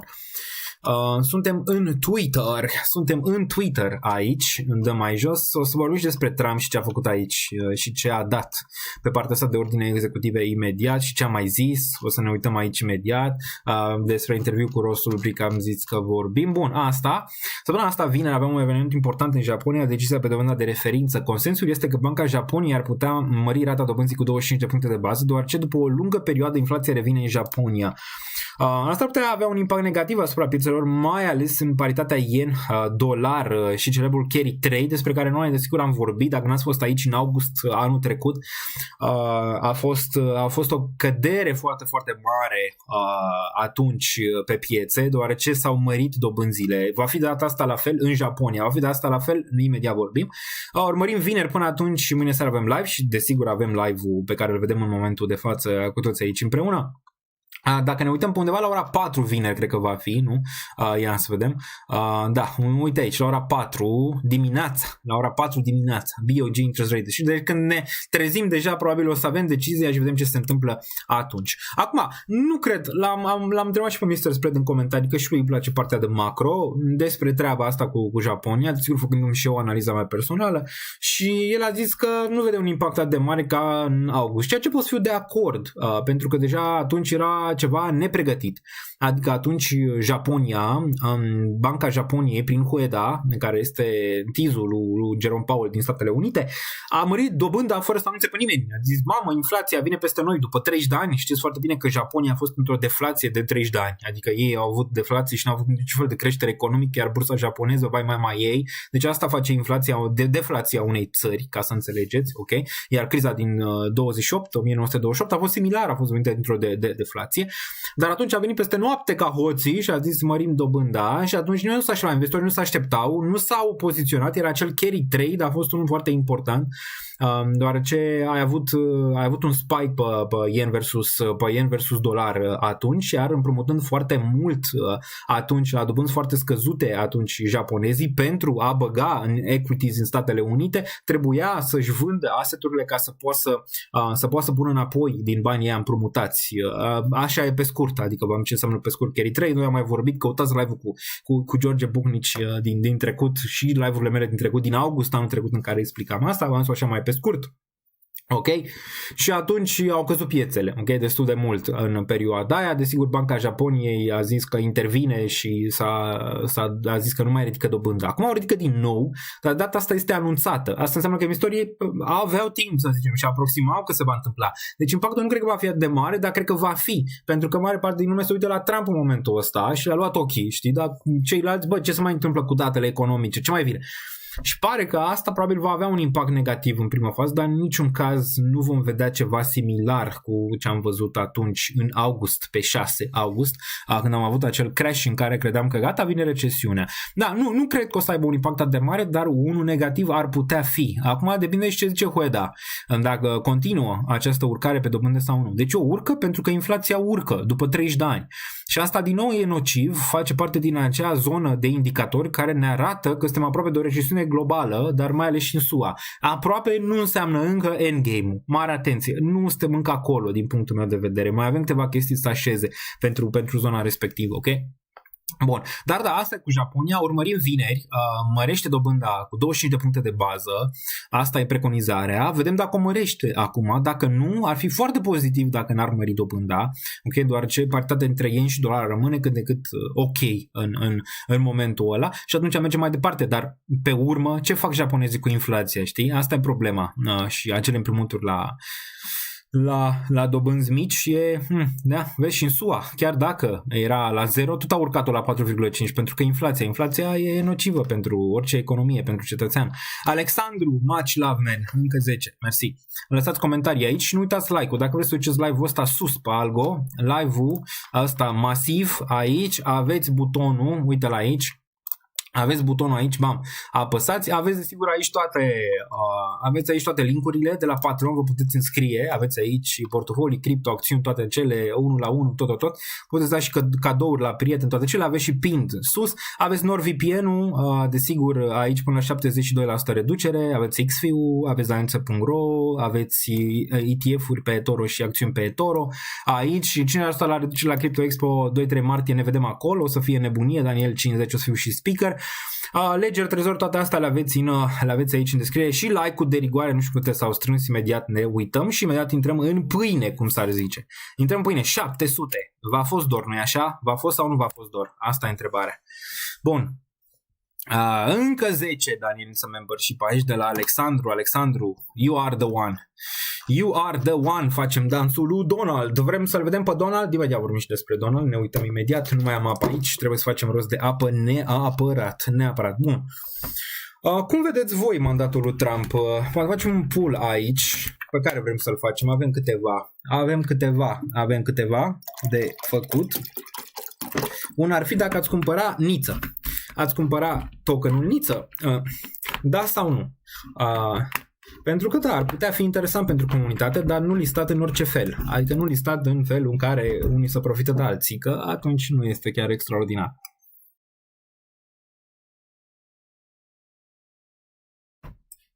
Bun. Și alt ar mai fi, mai credeți în ETH? Asta e întrebarea. Hai să începem cu ETH, nu? Hai să începem cu ETH. Un pool pe ETH prima dată. Bun. Start pool. Aici. Cum să-l formulăm? ETH la 10.000 $, anul acesta. Hai să o luăm așa. Da. Nu.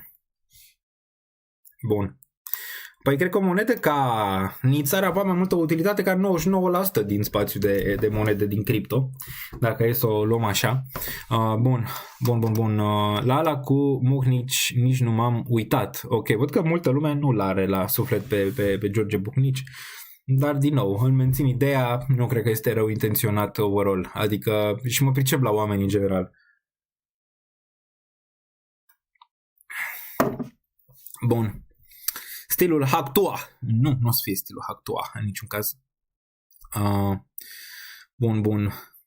Dacă nu pentru profit, pentru ce cumperi Niță token? Ar putea avea utilitate. De exemplu, o să avem într-una comunitatea la Crypto Expo și o să fie și un side event, cel mai probabil organizat de mine. Deci ar putea avea 11.000 de utilități.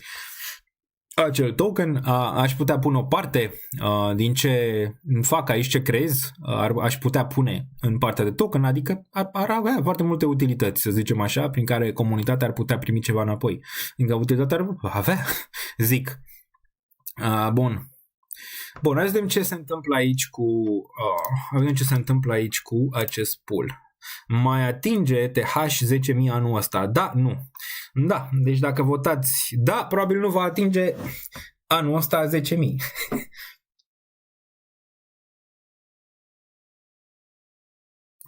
Bun. Aș lua Niță, dar doar de $100. Bun. Da, trebuie să te uiți la oameni în general, la chestiile bune pe care le fac, cele rele. Acum, dacă tu nu te aliniezi cu persoana respectivă, e ok. Foarte bine să nu mai te uiți la persoana aia, inclusiv dacă persoana aia sunt eu, adică nu e niciun fel de problemă aici. Dar dacă nu se aliniază cu tine acea persoană, n-are rost, să zicem așa, ca tu să mai urmărești ce face persoana respectivă. Asta e destul de clar. Dar fie și hate-ul, să zicem așa, este benefic pentru un creator de conținut. Acum depinde și de creatorul de conținut, dar în general este, pentru că vii, lași comentarii, zici nasoale de persoana respectivă, dar într-un fel îi faci engagement. Și am mai zis-o, singura chestie pe care poți să o faci, dacă nu-ți place de cineva, e să nu-l mai bagi în seamă deloc, să nu te mai uiți la el deloc și atunci chiar o să conteze. Orice altceva e o chestie emoțională pe care tu o faci și o faci în continuare, te trezești cu persoana aia în gând, te culci, te trezești cu persoana aia în gând, fără niciun fel de chestie care te-ar ajuta pe tine personal. Bun. Zi-ne mai multe despre tokenul tău. Păi nu-l fac momentan pentru că nu e încă o claritate suficient de mare pentru a face tokenul respectiv și nu vreau să fie doar un token așa aruncat în piață. Dar da, cred că vom ajunge acolo. Nu numai eu, toți din online probabil vom ajunge la zona respectivă, ceva tokenizare. Poate nu în felul ăsta cum e în momentul de față, dar clar se va ajunge acolo și eu zic că va fi benefică pentru orice comunitate. Okay? O să poți să creezi multe, poți să faci, nu știu, fundraising prin token, poți să dai bani prin tokenul respectiv, comunității, airdrop-uri, whatever, poți să faci o groază de chestii care ar putea aduce comunitatea și mai aproape, ok? Dar comunitatea trebuie să înțeleagă și nivelul de speculă, adică să nu-ți cumpere moneda aia că domnule se duce la cer, poate să se ducă, adică asta e de supply, cerere și ofertă în mare parte, dar vrei să vezi și utilitatea, să zicem așa, pe care o aveau, de ce să ții dacă nu? De ce? Știi, doar pentru speculă, trebuie să ai și ceva, trebuie să crezi în persoana respectivă, că va face lucruri bune cu banii respectivi, cu tokenul respectiv, că va încerca să-l ducă și mai sus, tot așa. Și desigur va reflecta ce fac eu, nu? Voi o să puteți să și-l shortați. Asta e destul de clar. Imaginați-vă cum ar fi să am eu, Sima, sau oricine, nu știu, Ciolacu, sau habar n-am. Pot să și-l shortez cum are Trump acum, o să discutăm imediat la urma urmei, dacă o să fie listat, nu știu, pe un DEX care se poate shorta la un moment dat, pe un CEX, poți să shortezi, dacă nu-ți place Daniel Niță, shortezi, nu știu, nu-ți mai place, de exemplu, Daniel Niță sau George Buni, sau shortezi tokenul. Bun. Și atunci zici, ok, poate nu e bine ce am făcut, știi? Și poate și tu te răzgândești în ce ai făcut. Sau îi vinzi tokenul, știi? Bun. Să faci monedă pe Ciprian, pe MVX. Nu știu, se va vota probabil și asta. Da, vorbea peste Daniel și peste Răducu, cred că vrei să zici Bretucu. Și eu mai vorbesc peste oameni în general, dar na, asta e, se mai întâmplă câteodată, nu că vreau. Bun, 39% versus 61%, mai lăsăm aici câte voturi, 552, la cât încheiem votul ăsta? La 1000, putem aici să votăm. Bun, unde sunt mulți, puterea crește, dar se împart și banii greu. Bun, da, trebuie să fie fair, adică o lansare fair în care cei din comunitate să poată să aibă, să poată să cumpere, să zicem, tokenul respectiv la listare, adică sau în momentul respectiv, sau să fie airdrop direct în comunitate, direct comunității, știi, făcut airdrop. Nu știu, dacă eu aș ține 80% din supply, ați avea curaj, să zicem așa, să intrați în tokenul respectiv și asta ar fi o chestie. Bă, știm pe Daniel Niță, n-a făcut niciodată nimic. Ați investi în tokenul respectiv dacă Daniel Niță ar avea 80% din supply. Unii ar zice rău, alții ar zice bine. Pentru că bine, bă, are Daniel Niță, știm că nu vinde. Sau dacă vinde, face o propunere pentru a vinde. Sau alte chestii. Decât să nu știi cine deține tokenul respectiv și el să fie dat înapoi comunității a 80%, nu știu, 10 ani sau habar n-am. Adică sunt multe chestii care se pot face. Bun, dacă Daniel Niță desigur pe urmă vinde din tokenul respectiv, comunitatea zice, a vândut Daniel Niță și cade toată popularitatea, știi, adică buf, de la erou la nimeni, știi, instant. Bun, mai departe, pe Network, pe MVX, Bitcoin Staking și Gold va fi primul blockchain lansat pe Launchpad. Nu m-am uitat să văd ce mai vine pe Launchpad, sincer. Daniel, maxim 5 vedem un Niță Coin pe PanFan. Poate să fie, dar degeaba, dacă eu nu zic de el, nu se întâmplă nimic pe el, adică poți să faci orice. Adică eu pot să fac, dacă sunt încă 15.000 de Niță, poate să fie, știi? Dacă nu e ăla, degeaba. Degeaba. Aș vinde și pe mama pentru rege, zice CryptoGunner aici. Bun. Niță Coin top în bull 2025. Da, nu cred că o să se întâmple. Nu este claritate suficientă în Europa. Și nu e încă nicăieri momentan pe partea asta.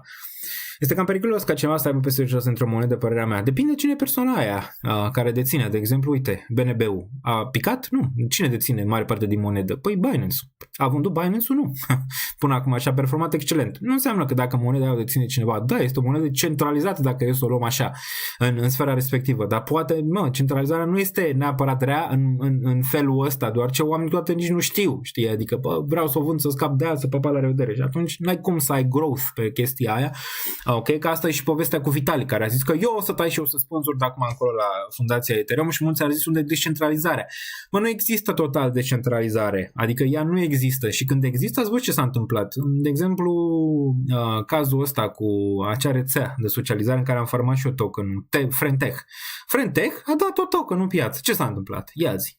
Zici ce s-a întâmplat cu Frentech? Au ținut Frentech sau l-au vândut în prima zi?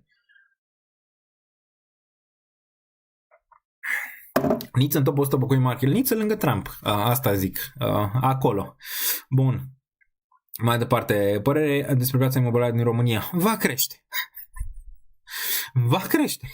Va crește, deoarece de ce n-ar crește? Am intrat în Schengen, suntem acolo, de ce n-ar crește? Singura chestie în care să ai așa o incertitudine de genul ăsta, în care să câștige cineva alegerile pe o perioadă și să ai incertitudine de asta politică, în care să zici, bă, nu știm ce face, cum a fost Trump, de exemplu, în 2016, că ăștia fac acum diferența. Mamă, dacă vine, nu știu, un naționalist la putere, cad bursele, cade real estate-ul, cade toate. S-a întâmplat și în SUA, dacă țineți minte când a câștigat Trump, nu? A murit SUA? Nu, a crescut și mai mult, mai sus. Dacă ar veni o chestie de genul ăla, atunci ar fi o oportunitate foarte, foarte mare de acumula imobiliare. Dar pe termen de 3-5 ani, mult mai sus, deoarece nu suntem la nivelul Poloniei momentan. Adică imaginați-vă, ce-au atât polonezii peste noi sau cehii sau alții? Na, ce-au? Adică ce? Ce-au? Bau? Ce-au? N-au. Bun. Deci România crește. Nu există descentralizare nu există descentralizare. Există, dar nu există la nivel 100%. Nimic nu are descentralizare 100%. Uite la Bitcoin acum, da? Bitcoin nu are descentralizare 100%. Asta e o poveste. Are descentralizare mai mare decât toate criptomonedele? Da, 100% nu are. Ai anumiți actori acolo care influențează, fie că vrei, fie că nu vrei, să zicem așa, Bitcoin. Inclusiv chestia asta politică care se întâmplă în momentul de față. Nu, asta nu este o influență sau nu există lideri. Pe partea asta, Michael Saylor nu este un lider în momentul de față pentru Bitcoin. BlackRock nu este un lider în momentul de față pentru BlackRock. Dacă cumva va ceva BlackRock, nu se va reflecta și în prețul Bitcoin? Asta zic. Una este protocolul, voi confundați, una este protocolul, care el este descentralizat, dacă e să vorbim de ETH cât de mult. Au avut o problemă, știm, în 2016-15, atunci cu DAO hack și toate cele, dar de atunci nu am avut ceva de problemă pe protocol. Protocolul e important, nu se oprește protocolul, cum s-a oprit, de exemplu, la Solana rețeaua, aia înseamnă centralizarea protocolului pentru că se oprește, nu poate să ducă și opresc ea rețeaua, ok? La Bitcoin ai 99% uptime. Una e protocolul, alta, să zicem, este Bitcoin și faptul cum crește și urcă prețul. Voi le confundați pe astea două și la voi nu este o chestie, să zicem așa. De asta nu e 100% dacă este lei as a whole. Nu este descentralizare 100%, deoarece chestiile astea impactează într-un fel sau altul partea de preț și poate și de protocol. Cu toate că la protocol e mai greu să ai un impact, adică să schimbi, nu știu, codul Bitcoin sau ETH sau mai departe. Bun. Bun, dacă ai face un fundraising ar fi un real succes, sigur ai avea credibilitatea noastră. Da, corect, dar ți-am zis, nu cred că se va întâmpla momentan.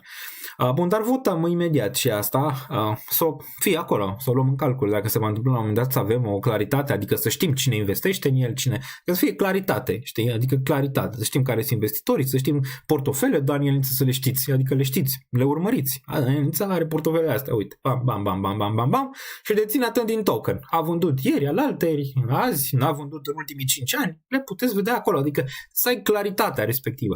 Ce s-a întâmplat dacă ai ținut tokenul ăla? Păi uite, ai avut beneficiile astea. Bam. Și așa. Bun, nu există descentralizare sau nimic, mai ales într-o piață foarte manipulativă și speculativă ca factor principal. Bateți cu apă. Păi asta nu e și eu, Alexandru Voicu. Nu există descentralizare 100%, este un vis, nu se poate, cum nu există democrație 100%, cum nu există naționalism 100%, cum nu există astea în general, ok? Despre care am mai vorbit. Dar există totuși o descentralizare, adică există, că nu e ea 100%, este totuși acolo. În ceea ce vorbim de Bitcoin, cel mai descentralizat protocol pe care îl avem momentan, Ethereum, și el destul de descentralizat în momentul de față, s-a descentralizat mult din 2016 până acum, față de Solana, care încă nici măcar nu este în mainnet, este în beta și nu s-a descentralizat deloc, ok? Deci avem două protocoale cel puțin care sunt descentralizate, ok? În momentul de față, la un nivel destul de puternic, ok? Ceea ce este foarte, foarte bine. E foarte bine.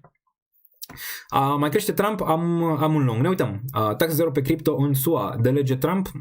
Vedem. Ar fi chiar foarte tare să se întâmple asta. Mai vedem Bitcoin Season, să știu, mai vine Bitcoin să știu și eu dacă mai bag în cripto puțin.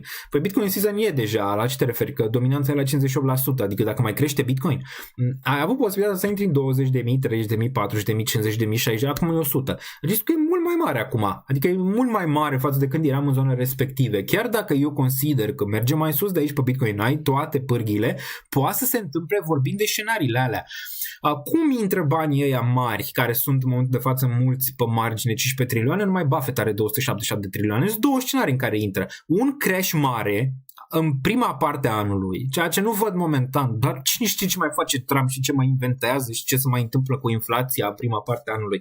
Și vezi crash-ul ăla, cine știe ce se mai întâmplă în Japonia. Poate să vină un Black Swan, să vină crash-ul și din crash-ul ăla atunci să-ți intre investitorii și atunci riscul de risc să crească similar ca în 2021. Sau să mergi spre soft landing, ceea ce cred că se va întâmpla, un soft landing prematur și mulți vor zice soft landing și probabil se va dovedi că nu este în final, nu știu, într-un an, un an jumate și atunci vei avea șomajul la 4,5-4,6, inflația înapoi la 2,2-2,3 sau chiar 2, habar n-am, și vom zice am câștigat, știi?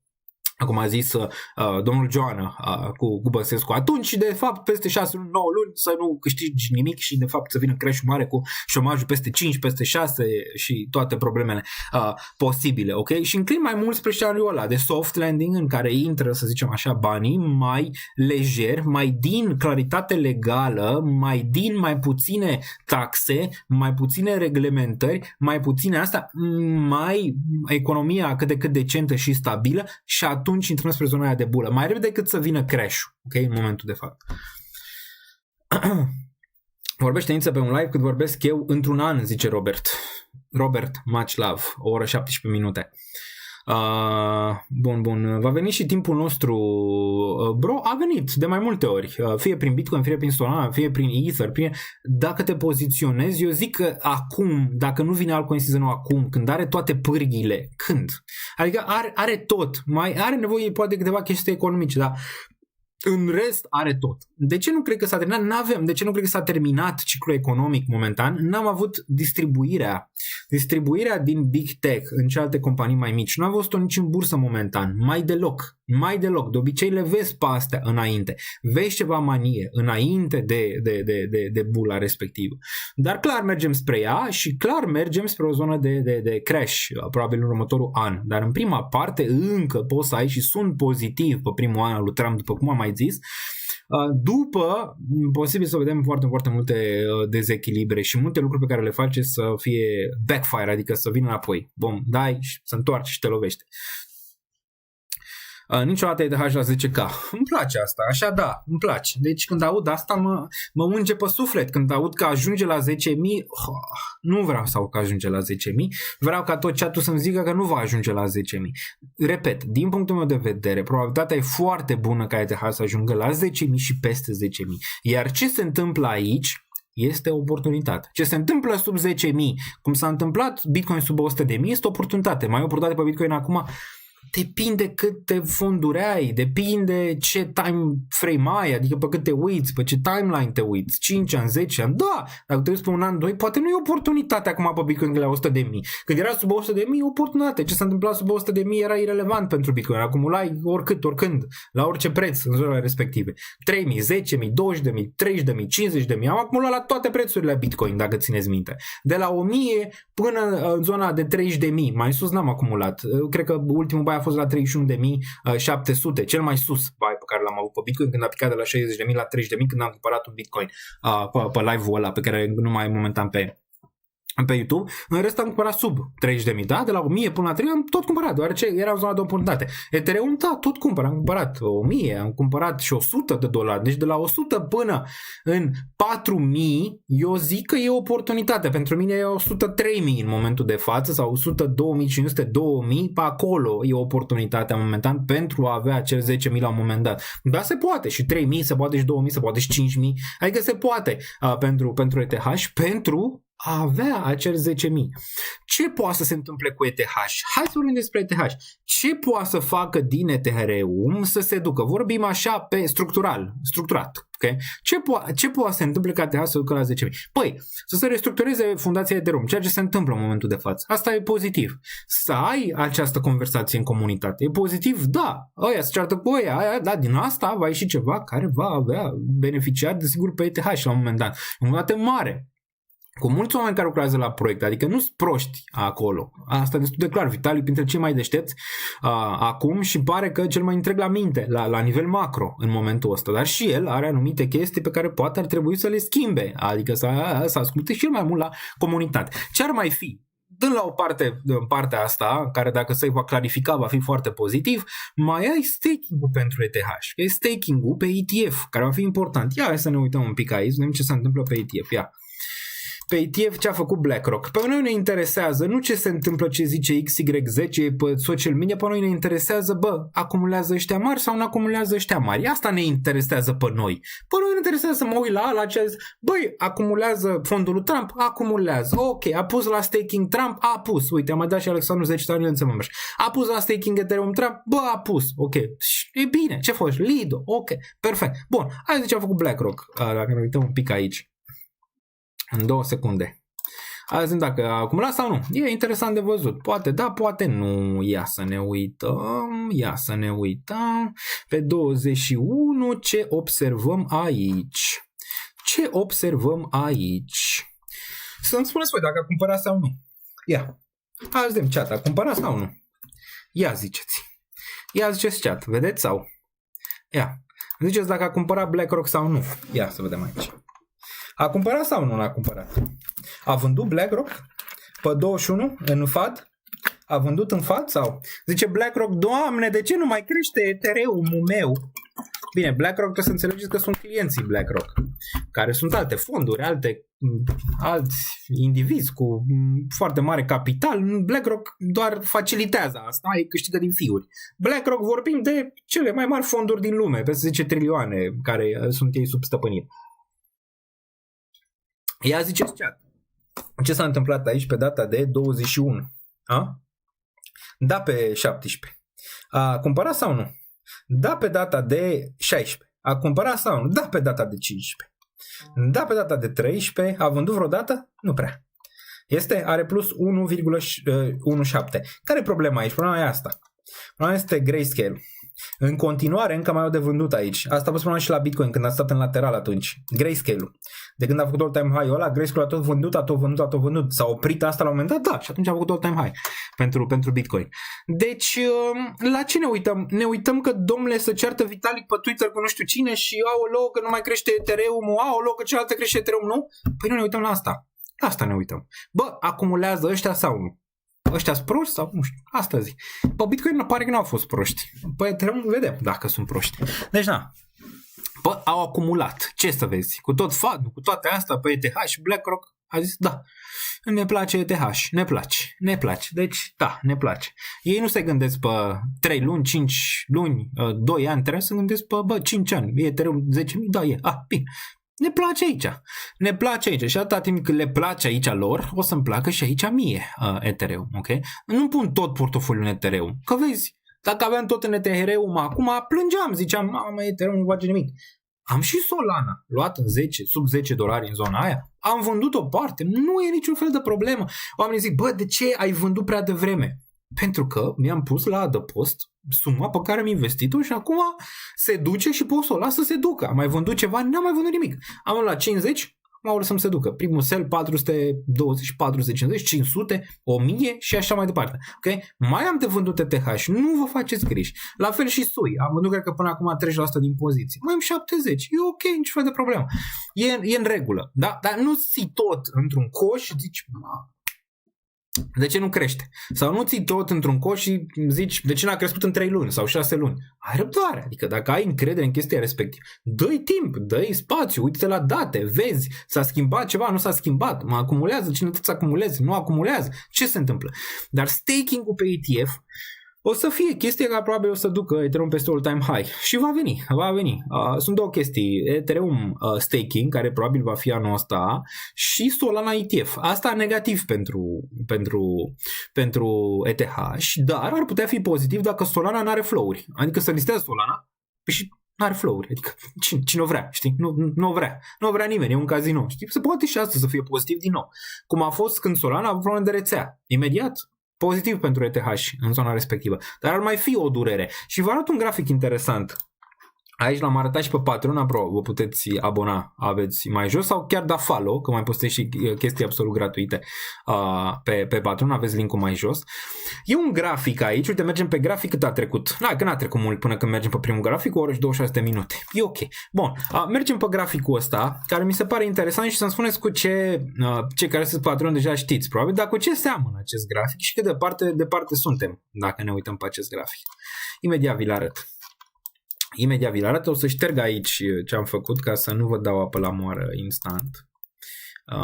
Dacă vrea să se șteargă. Asta e întrebarea. Bun. Asta e graficul. Puteți să-l vedeți. Să începeți cu ce seamănă aici.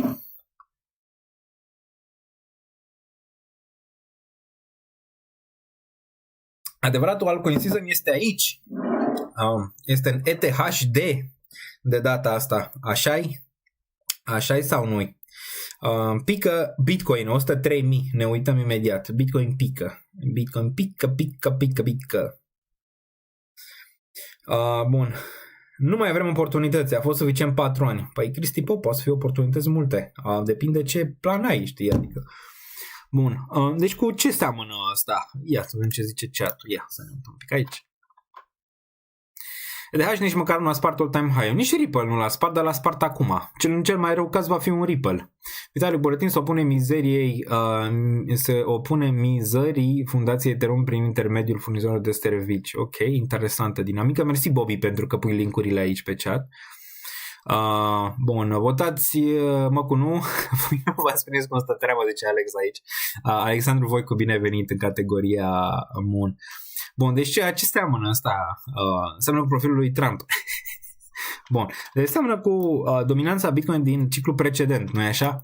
Dacă vă uitați, știți foarte bine că a avut o urcare în range-urile astea superioare, a stat aici o perioadă, deci din 2020, ăsta a avut o urcare până în 2021, ți-a pus un top un pic mai complex, l-a spart aici în 2024. Dacă ar fi teorie, ar trebui să vină aici, în regiunea asta, adică mai are de suferit, asta ți arată graficul ăsta, că dominanța n-are nimic până în regiunea de 10 sau sub 10. Undeva Ethereum sub 10, dominanța Ethereum sub 10 ar putea fi relevant aici pentru o reversare, cum a fost și Bitcoin și vă arăt imediat. Reversare din genul ăsta și nu știu, în următorii ani să facă grind up aici, înapoi în zona superioară. Dar dacă ne uităm la BTCD aici frumos, în zona asta, ne putem uita ce s-a întâmplat aici. Din 2017 până în 2019 până în 2021 ai avut mutarea asta pentru BTCD, urmată de mutarea asta, în care cred că s-a terminat corect. De aici până aici ai avut un altcoin season, a picat și s-a adus foarte, foarte rapid spre regiunea asta de aici. Și apoi asta a făcut asta și apoi Bitcoin aici, ok? Performă foarte, foarte bine. S-a întors pe nivelurile astea superioare? Nu, dar acum face grind spre nivelurile astea de aici. Acum, concluzia, ETH e destul de aproape. Hate-ul este acolo, totul este acolo, ETH.D pierde foarte, foarte mult.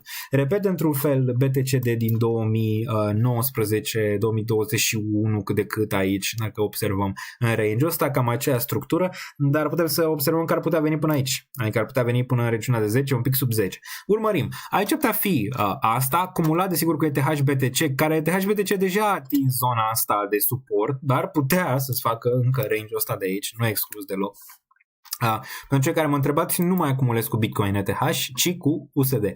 Dacă văd USD Ethereum care pică în 2500-2600, voi mai acumula. Dacă nu, dar nu cu Bitcoin. Doar ce am suficient ETH și în momentul de față, am și Bitcoin, am și ETH și e în regulă, dar e ok. Nu vreau să mă lungesc mai mult decât mi-e plapă în materie de ETH aici.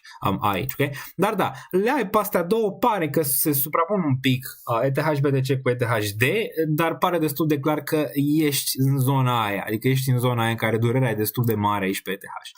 ETH care momentan e bine, atât timp cât menține range-ul ăsta, 2800-2700, ești încă în zona de bull, peste zona asta. Sub zona asta ești în zona, începi în zona, cred, de bear median aici pentru ETH și zona macro de, nu știu dacă se vede, sper că se vede, Zona macro de bull pentru ETH este 2000. Sub 2000 e bear market, ok? Sub 2000 este bear market. Că îți place, nu-ți place, de-abia aici este bear market. Acumulările mele au fost aici în materie de ETH pe ciclul ăsta. Desigur, în ciclurile precedente am acumulat și aici nivelul ăsta de sub 100, 100, 200, 300 pentru ETH și a performat foarte bine. Nu am o problemă eu personal cu ETH și cei care au acumulat probabil aici au o problemă. Poate unii au prețul mediu, zicea ceva, am prețul mediu la 2000. De ce nu mai performează? Păi, hai să ne uităm, 2000. Da, aici, momentan, e în zona asta, e 56%. Tot e ok. Adică, când investești în ETH, îți asumi un risc mai median spre scăzut și te aștepți la o performanță de genul ăsta câteodată, care poate să stea mult în lateral. Dacă vrei risc mai ridicat, te duci într-un SUI, te duci într-un TIA, te duci în meme-uri, te duci în alte zone, dacă vrei să-ți asumi risc ridicat, să zicem așa. Dar acolo, desigur, poți să primești un minus 99%, nu? Tipic de asta, risc-recompensă. De asta, cei care sunt nemulțumiți de acțiunea prețului ETH din momentul de față,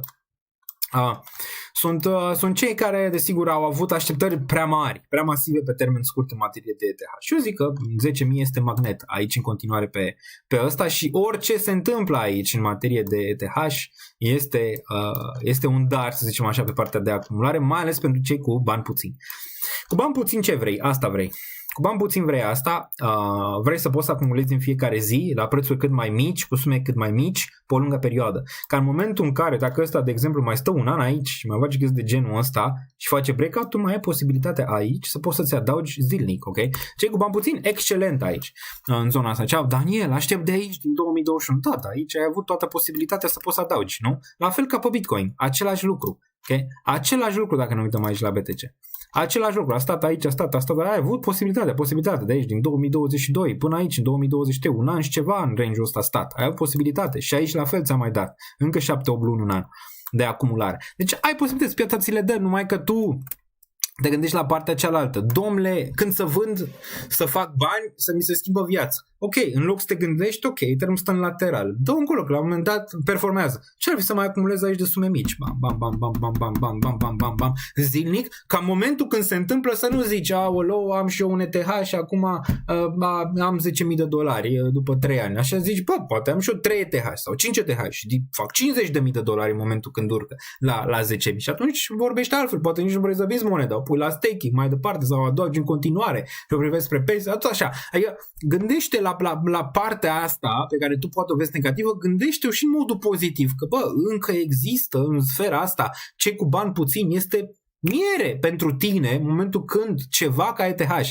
care BlackRock acumulează, fondul Trump acumulează, toate astea se construiește pe chain, există încă partea asta, să zicem așa, în care se ceartă aia cu ea, totuși există înțelegere, în final nu este decât oportunitate pentru tine în nivelurile respective.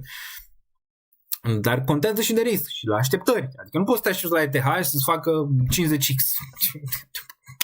Unde? Sau la Bitcoin dai să ducă la 1.000.000 peste o lună, 2-3. Ce vorbim? Adică despre ce vorbim?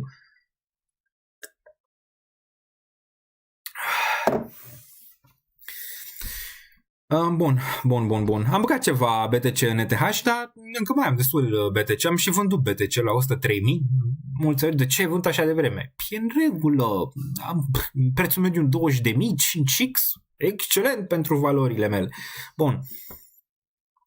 Ce oameni a plecat XRP și nu pleacă ETH? Da, asta zic. Păi ăla a stat 6 ani, 7 ani cât n-ai stat, din 2017 până în 2025. N-a făcut nimic, absolut nimic. Și pe ăla dacă l-acumulai 6 ani, dacă stăteai pe 6 ani, 20 de cenți, 30 de cenți, 30 de cenți, 20 de cenți, 30 de cenți, puneai și tu acolo, nu știu, puneai 10 lei pe zi, 20 de lei pe zi și tot acumulai pe ăla acolo. Până și ăla a făcut all-time high. Adică dacă până și ăla a făcut all-time high, care e probabilitatea ETH să nu facă all-time high? Asta e întrebarea pe care trebuie să ți-o pui. Bun. Conform capitalizării, altă strategie mai bună decât asta de a acumula mai ales în lateral pe ETH și nu văd momentan. Capitalizării, da, dar de strategie de risc, median spre scăzut, da, ETH este spre median spre scăzut, este ETH. Hai să zicem 2000, ok, mai la 2000, te doare la bască, să zicem 1500, ok, mai luăm în 1500, nu e niciun fel de problemă, yes, mai mult ETH, hai să facem și noi un ETH, hai să facem 10 ETH, să facem 30 de ETH. Că în momentul ăla zici, mama, am 30 de ETH, vine bull market-ul și zici, wow, Ce s-a întâmplat? Uite, am acumulat și se simte. Bam, 10.000 și atunci te uiți la portofoliu și zici, mamă, ce s-a întâmplat? 200.000 în portofoliu, de unde? Sau 100.000 sau 10.000 pentru unii, 10.000 bani. Depinde de cât bagi, știi? Bun. Părerea RB, mi se pare că fascinant la ce numerare, dacă mișcă și ETH vine volumul în piață. Da, Arbitrum este cel mai important în momentul de față Layer 2 aici, dar vedem și restructurarea Layer 2-urilor. La nivel de risc mai median este Arbitrum, la nivel mai ridicat este ZK Sync. Le am pe ambele. Desigur, le-am structurate portofoliu de risc, portofoliu de bază, în care bază este Arbitrum, ZK Sync este de risc, nu? Care are volatilitate mai mare, capitalizare mai mică. Dar Arbitrum este în zona de jos, TIA, de exemplu, este în zona respectivă și îmi place pentru că construiește, mă uit pe Twitter zilnic, construiește, se bat, modularitatea este ceva care va rămâne aici și va reveni la un moment dat, iar nimeni nu vorbește despre asta. Este excelent. Este excelent, ok? Este excelent. Hai să ne uităm la TIA un pic, dacă toți suntem aici și apoi mergem și la Trump ce a zis. Bun, TIA. Păi TIA, uite, a stat aici, buf. Ce poate să întâmple aici pe TIA? Păi poate să duc aici, 2, 3, n-am fost și Solana în același, poate să duc în zona asta de aici. Dar riscul mi se pare bun aici, ok? Riscul mi se pare bun aici, după ce a stat atât timp în lateral. Asta nu înseamnă că nu poate să ducă în range-ul ăsta de jos, în 3.56. Dacă vine un Black Swan, se duce, adică nu e niciun fel de problemă. Dar îmi place că se construiește pe TIA și ca și risc mai median spre ridicat, e ok, mai spre median e mai ok aici. Clar că ăsta l-am în portofoliu de bază și e singura criptomonedă care a performat prost din portofoliul meu în ciclul ăsta, adică prost gen negativ, că mai sunt unele care au performat mai prost, dar sunt pozitive, gen Ethereum, e ok. Dar asta e chiar negativă din portofoliu aici, ok? Dar cât dețin în ea? Dețin 70% în TIA? Nu, dețin aproximativ 2% la ultima citire pe portofoliu. Deci 2% dețin în asta, ca la riscul pe care vreau să mi-l asum, dar măcar în portofoliu de bază, în zona respectivă. Bun, dacă să mă duce aici, vine o oportunitate pentru TIA. Cât va dura chestia asta de aici? Rămâne de văzut. Trebuie să reia regiunea de 6.5, 6.6 ca să putem vedea, uite de la VPVR și că putem vedea regiunea asta. Dar nu, riscul tău este aici, adică e în zona de jos. Nu ești aici în risc, nu ești în asta. Nu ești aici, nu ești, de exemplu, în Virtuals. Dacă ne uităm în Virtuals aici, nu ești asta. Adică nu zici, bă, intru aici că poate, știi? Se poate duce, dar ești aici, ok? Ești în regiunea asta. După ce ăsta s-a dus din 2 cenți aici, în 4. Okay. Bun, și aici zici, bă, cam risc, știi, adică cam risc mare aici în regiunea asta, iar aici face o distribuție în range-ul ăsta, nu știu, e greu. Dacă ar reveni în range-ul ăsta mai mare, gen măcar sub 1.7, măcar sub 1.2, poate ceva relevant aici pe Virtuals, ok? Bun, Arbitrum, același lucru, ARB-USD, Arbitrum, bun, Arbitrum, dacă ne uităm aici pe Arbitrum, 0.7, același lucru. Volum, ceea ce vrei să vezi aici, măcar ceva reacumulări, chiar dacă ai și ceva sell, e spre o zonă de bottom, dar nu arată neapărat atât de bine ca TIA, deoarece ți-a testat regiunea asta și nu prea ai, nu știu unde e suportul neapărat, nu știu dacă ăsta e bottom în 48. Poate să vină să-ți mai facă unul aici în 28, adică se poate, înainte să se ducă spre regiune superioară, adică poate să facă asta, să zică, bă, s-a terminat, papa, la revedere, merge în zona asta de aici pe un Black Swan și abia apoi îți face un bottom și până la sfârșit de an, în câteva luni, îți face all-time high. Adică poate să se întâmple și asta. Adică nu exclud, dar m-ar interesa dacă ar mai veni range-ul ăsta de aici. Cred că am 1,60 de cenți pe arbitru ca și medii. SUI, altul interesant, din nou, ăsta poate fi risc. Adică te uiți la SUI în zona asta de aici de sus, zici, bă, cam risky, știi? Adică eu am intrat, de exemplu, cu o medie în 70 de cenți aici, în SUI. Pentru mine e risky, dar pentru cineva nu ar zice, bă, e interesant SUI aici. Nu zic că nu se poate duce, dar riscul, ok, mulți nu-l înțeleg. Riscul e să se întâmple asta, se duc aici, înapoi. Ok, și de aici, din regiunea asta, să fii un minus 87%. Să te plângi, pe urmă. La prieteni, la familie, nu știu, dar nu înțelegi riscul. Adică, asta zic. Riscul este ăsta, că deja ai avut o reacție destul de susținută aici pentru SUI o perioadă. Ok, iar volumele scad aici, în zona asta. După ce ai avut aici destul, aici un pic pare că ar vrea o mică corecție aici, SUI. Bun, revenim, vorbim și despre Trump imediat și ce am mai zis. 1745 de persoane, loviți butonul de like, buf. Sunt pozitiv pentru cripto anul ăsta, indiferent că vine un crash sau nu, sunt pozitiv deoarece există lichiditate nouă care va veni și va veni, e inevitabil, este pozitiv. Ne uităm și pe Link, ne uităm și pe AVE, ne uităm și pe asta, probabil vreau să măresc poziția în Link, să văd cum fac, dar o să o măresc mai devreme sau mai târziu.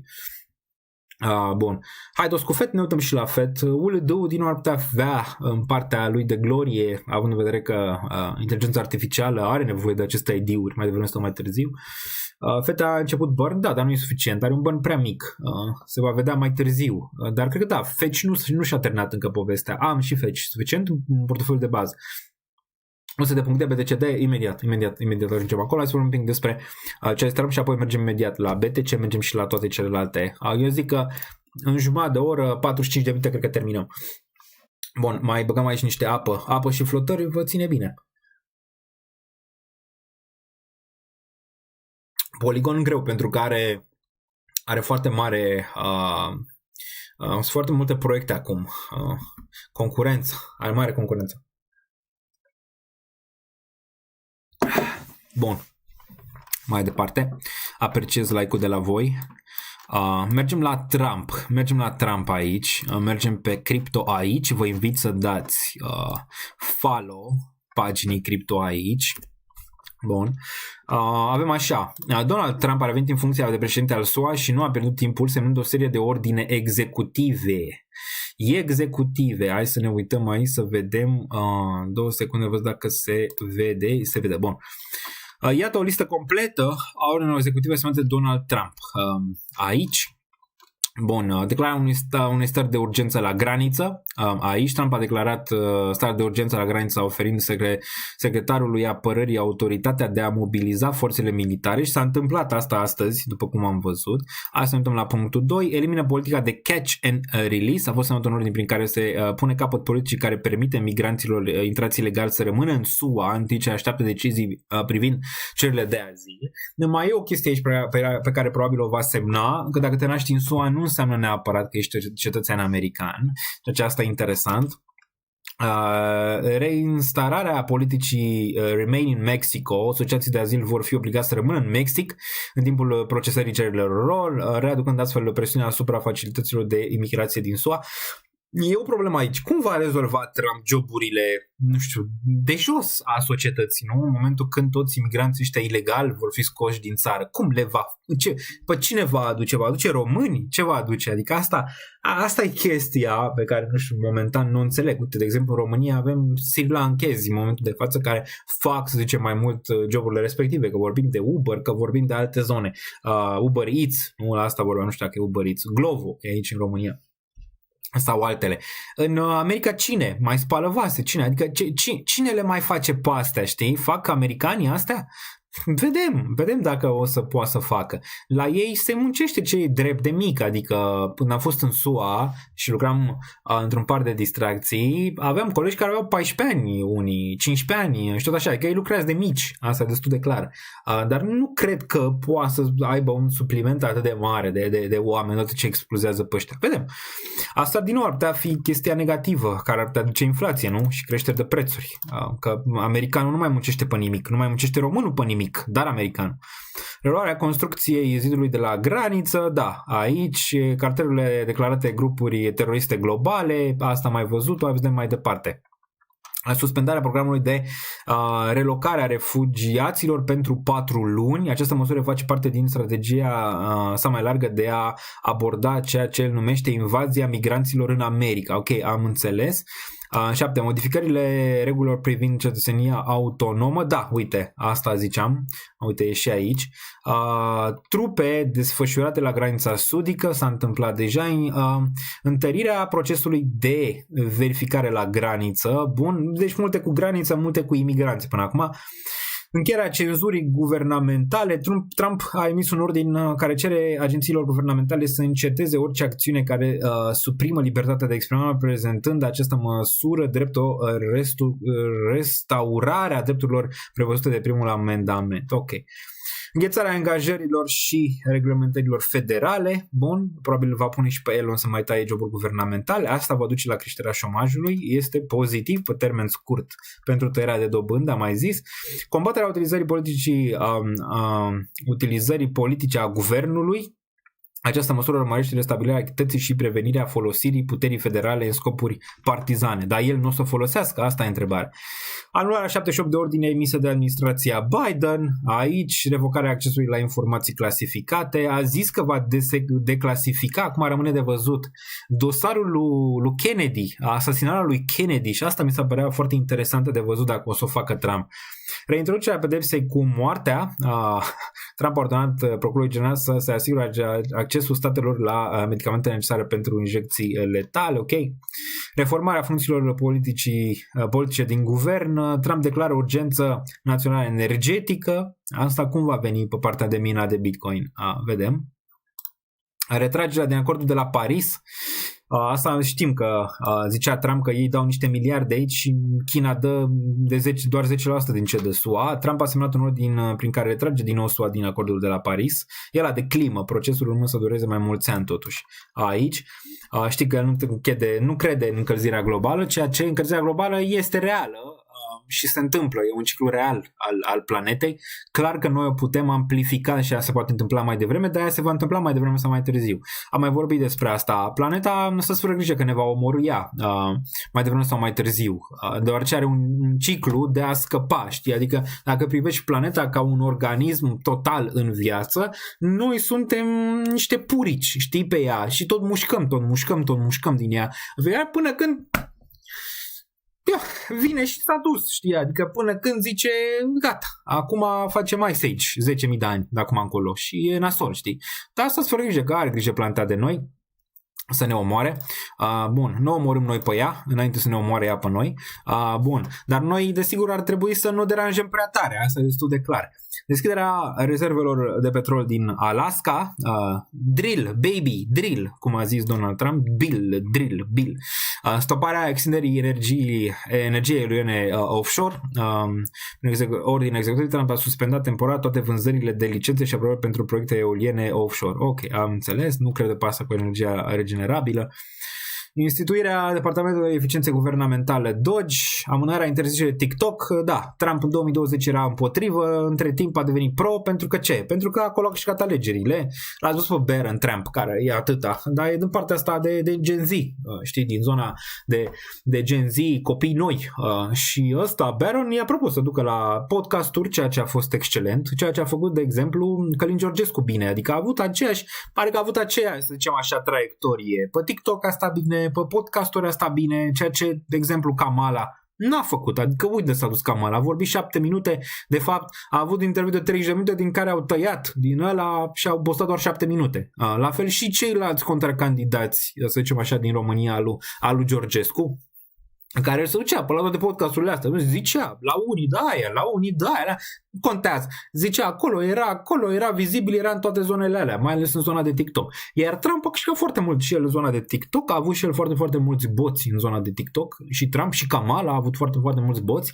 puteți să vă uitați acolo. Dacă voi credeți că ce vedeați pe TikTok în România era ceva nemai văzut, gen votam Călin Georgescu masiv sau m-am răzgândit să-l mai votez pe Călin Georgescu acum, erau boți desigur, s-au prins și ceilalți din partea de stânga ce fac cei din dreapta și au luat și ei același lucru să facă același lucru. Dacă vă uitați la Trump versus Kamala pe TikTok în trecut, mai sunt și videourile acum, vă puteți uita, același lucru era. Nu pot să votez cu Kamala că nu știu ce, nu pot să votez cu Trump că nu știu ce, nu o să votez niciodată un Trump care este criminal, nu știu. De asta, tot boții erau puși în comentarii pentru a aduce discuția într-o anumită direcție și a manipula masele de populație. Okay? Bun.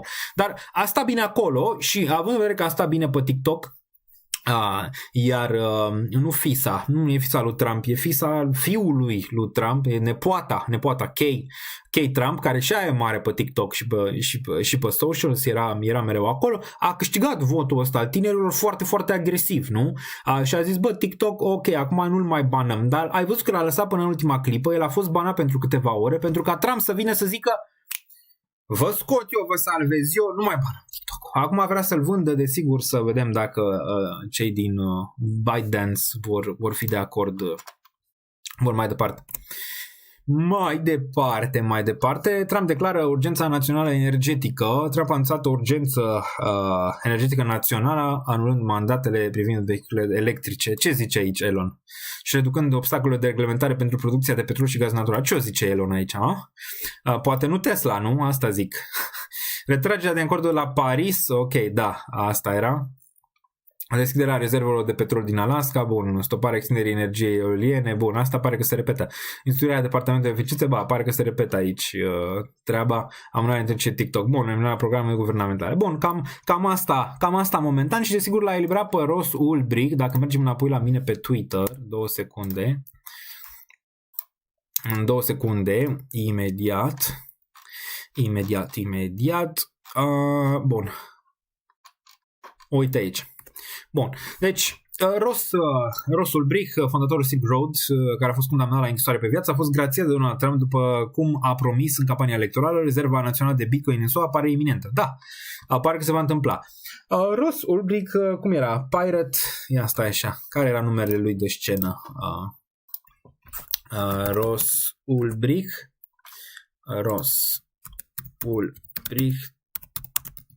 am și uitat numele lui de scenă, că aveam un nume de ăsta de scenă. Bun. Dread Pirate Roberts. Da, mă, Dread Pirate Roberts. Ok, bun.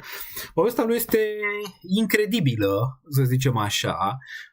Deci, el a creat în 2011 un site care se numește Silk Road. Printre primele site-uri negre de pe internet trebuia să folosești Tor ca să poți să le accesezi. Deci, internetul pe care tu îl vezi în momentul de față, cred că reprezintă undeva, nu știu, la 5%, poate mai puțin. El e mult mai mult de atât. Dacă ai intrat în Tor și ai intrat în Dark Web, ai putea vedea și restul de 90 ceva la 100 din internet. Ai putea să te sperii și nu-ți recomand. Ok? Nu-ți recomand. Și aia intră în teoria mea de bulă, ce ai putea vedea în partea de dark web a internetului. Teoria de bulă e că noi am trăit într-o bula asta democratică până acum, în care noi credeam că oamenii de fapt sunt foarte buni, deoarece noi asta vedeam. Oamenii sunt buni, respectă regulile, nu știu ce. Ele le respectau pentru că le era frică de, nu știu, le se întâmpla ceva nasol, ce crede ăla despre tine, ce crede aia despre tine, ce să... Era chestia asta, trebuie să respectăm, că trebuie să facem, nu știu ce. Dacă intri în dark web, o să vezi de alte chestii acolo. Dar acum apare că bula se sparge. Iar oamenii își dau pe față chestiile. Adică chestiile în care cred. Unii sunt xenofobi. Adică îi vezi că sunt xenofobi. Unii te înjură venit de nicăieri. Unii zic rele despre tine de nicăieri. Deoarece ei așa sunt de fapt. Și noi, ca să putem evolua, trebuie să devoalăm bula asta, trebuie să-i vedem pe ea, trebuie să discutăm cu ei, să-i facem să înțeleagă, nu așa, știi, adică vii, e xenofob, îi înjur pe aia, că ăla e bărbat, că aia e femeie, că ăla nu știu ce, că ăla crede nu știu ce, îl înjur pe ăla, adică noi am trăit într-o bulă crezând că chestiile astea nu se întâmplă. Ele de fapt se întâmplă și oamenii credeau chestiile astea și în trecut, mai că le băgau sub preș, știi? Acum cu TikTok-ul, cu internetul, cu toate astea, pare că ele e sub preș, cu naționalismul care vine puternic în spate, e sub preș și oamenii merg pe val, merg pe sentiment și zic gata, acum pot să zic și eu în sfârșit ce cred eu. Ești un dobitoc, marș acasă, știi? Adică oamenii își dau alama pe față, să zicem pe clar în momentul ăsta și sunt mulți. Adică sunt mulți care n-au pur și simplu nu emoții. Sunt și mulți care n-au emoții, da? Sunt mulți care, desigur, dacă ar putea, ar călca în picioare, pur și simplu. Adică dacă nu li s-ar întâmpla nimic, pur și simplu ar să te calci în picioare, pentru că așa vor ei, știi, să facă în momentul respectiv. Deci, o societate de genul ăsta ar putea crește dacă îi vedem pe ăștia. Dacă nu îi vedem, se strânge, cum s-a strâns Bitcoin la 70.000, 65.000, s-a strâns sub apă și când explodează deodată și anarhie, ok? Trebuie să vedem unde sunt, trebuie să discutăm cu ei, trebuie să vedem cum, să zicem așa, am putea discuta cu persoanele de genul ăsta și ar trebui să, din toată tevatura asta, să avem o societate mai reală, pentru că până acum am trăit într-o bulă. Asta este realitatea, dar ea pur și simplu, bula s-a spart. 2024, mai ales cu Trump, când i-a trecut glonțul pe la ureche, acolo a fost zona în care era s-a schimbat în momentul ăla. Când i-a trecut glonțul lui Trump, s-a întors, i-a trecut glonțul pe la ureche, am intrat pur și simplu într-o altă eră în care lucrurile vor fi, să zicem așa, mai reale, dar în prima fază foarte nocive, dar din toată nocivitatea asta probabil vom ieși cu brio ca societate și o societate mai corectă și mai bună în final. Dar până atunci o să trească, să trecem prin toate chestiile astea în perioada viitoare, ok? Și acum se vede și pe internet și peste tot, omul crede că în sfârșit poate și el să aibă un cuvânt, ok? Și cuvântul, în loc să aleagă cuvântul și să meargă pe gândire, merge pe sentiment. Și dacă nu ești la sentiment, el te înjură. Pur și simplu te înjură, zice ce trece pe cap, orice. Nu mai gândește, să zicem așa, că se poate, că direct. Okay? Bun, teoria cu bula e reală, pare că se sparge, nu va fi bine în prima fază, asta e destul de clar, dar în final cred că asta are nevoie societatea. Bun. Bun, mai departe. Xenofob, rasiști, da, adică poți să vezi, știi? Adică poți să vezi în momentul de față ce cred de fapt oamenii, pe care până acum credeai că ei nu cred asta, știi? Dar în final îi vezi, adică pur și simplu îi vezi. În sfârșit ei cred că acum au cuvântul, ok? Și atunci îi vezi, când cred ei că au cuvântul și nu le se poate întâmpla nimic din partea unei tastaturi sau văd ei un val sau... Că asta e, în 2024 a murit gândirea critică și trăiască sentimentul, nu? Asta e, gândirea critică moare, trăiască sentimentul. Sentimentul în care te duci după el crezând că tu poți să fii tu parte din chestia aia și te duci după sentiment în zonele respective, fără să ai o gândire critică, ok? Hai să gândim și noi un pic înainte. Nu? Te duci direct pe sentiment. Bun. Daniel, dar a găsit cineva glonțura ta pentru Trump? Da, logic. Mulți au zis că a fost înscenat. Improbabil să fie înscenat, pentru că s-a văzut destul de clar acolo. Acum sunt teorii de conspirație peste tot, dar dacă nu ar fi întors capul să uită la prompter, era mort în momentul ăsta. S-au făcut multe... Plus că serviciile secrete știau, nu? Dacă făcea cineva ceva. Singura chestie în care putea să facă Trump ceva era cu serviciile secrete toate. Ceea ce nu se poate întâmpla. Nu se poate întâmpla în România. Făceam serviciile secrete și uite teoriile mele pe care le-am avut despre alegerile din România. Știu că nu vă plac chestiile neapărat politice, dar trebuie discutate. Că de asta facem și live-urile astea să le discutăm. Pentru că trebuie discutate, că sunteți de acord, că nu sunteți de acord. Eu nu mai banez pe nimeni atâta timp cât sunteți civilizați. N-are rost să banezi pe nimeni, nici pe nicăieri. Dacă vii, desigur, cu injurii și alte chestii, da, sau la adresa altora, da, ce să facem aici? Ne înjurăm cu fiecare în parte. Aici, nicio treabă. Dar din nou, vezi, teoriile pe care le-am avut la alegeri au fost, pare, destul de on point. Majoritate. Plecând de la toată analiza cu Șoșoacă, am fost printre primii care am zis că încep jocurile politice și au eliminat-o pe Șoșoacă degeaba. De la faptul că PSD-ul a dat voturi lui Simion pentru jocul de a-l băga pe Ciolacu în turul 2 cu Simion, de la faptul că nu rușii au fost, ci rușii doar au văzut jocul și au încercat și ei, ca de fiecare dată în orice țară au încercat, nu numai în România, să susțină, nu știu, pe candidatul pe care l-au vrut ei. Oricine ar făcut la fel dacă ai fost Rusia, nu? În zona asta. Faptul că Georgescu probabil este omul serviciilor, din nou, îmi pare că se dovedește pe zi ce trece că probabil este omul serviciilor, o parte. Faptul că există un război în serviciile din România în momentul de față. Există. O să-l vedeți și o să fie din ce în ce mai aprins în perioada viitoare. Asta ziceam. Trump i-a trecut glonțul. Păi serviciile CIA, NSA, FBI s-au pus toate la picioarele lui Trump? Improbabil. Adică să înțeleagă fiecare una cu alta. Improbabil. Bun. Avem aici niște gifts. Danință membership-uri, peste membership-uri, peste membership-uri. Avem aici 10 de la Alexandru. Alexandru azi face show pe chat. Lăsați comentarii. Bun. Deci multe dintre teoriile pe care le-am avut, chiar că m-ați înjurat mulți dintre voi în momentul ăla despre anumite teorii, au fost on point. Și de ce au fost on point? Pentru că am stat mult să le analizez din diferite perspective și nu m-am dus emoțional. Știi cum s-a dus mare parte din oameni. Emoțional, fără niciun fel de gândire critică. Eu vreau pe această unitate să fie gândire critică. Că rolul meu aici, eu nu să vă fac naționaliști sau să vă fac globaliști, nu e rolul meu aici. Rolul meu aici e să creez gândire critică, să nu vă manipuleze nici naționaliști, dar nici globaliști, niciunul dintre aceștia să nu vă manipuleze și să alegeți cu creierul pe o gândire clară pe care o faceți după o analiză. Asta vreau eu aici. Nu mă interesează naționaliști, globaliști, sisteme. Adică astea sunt sisteme în ambele direcții. Nu mă interesează asta și nu o să vă zic eu personal cu cine să votați sau chestii de genul. Fiecare își face analiza proprie și își ia decizia proprie după analiză, dar trebuie să implementăm o gândire critică, că altfel ce facem? Suntem niște maimuțe cu toți, dansăm cu toți, ne ținem de mână și hai coie. Păi nici fel de gândire critică. Gândirea critică e importantă. Că vorbim de investiții, că vorbim de politică, că vorbim de societate, că vorbim de orice. Gândirea critică face diferența între voi și maimuțe. Asta e destul de clar.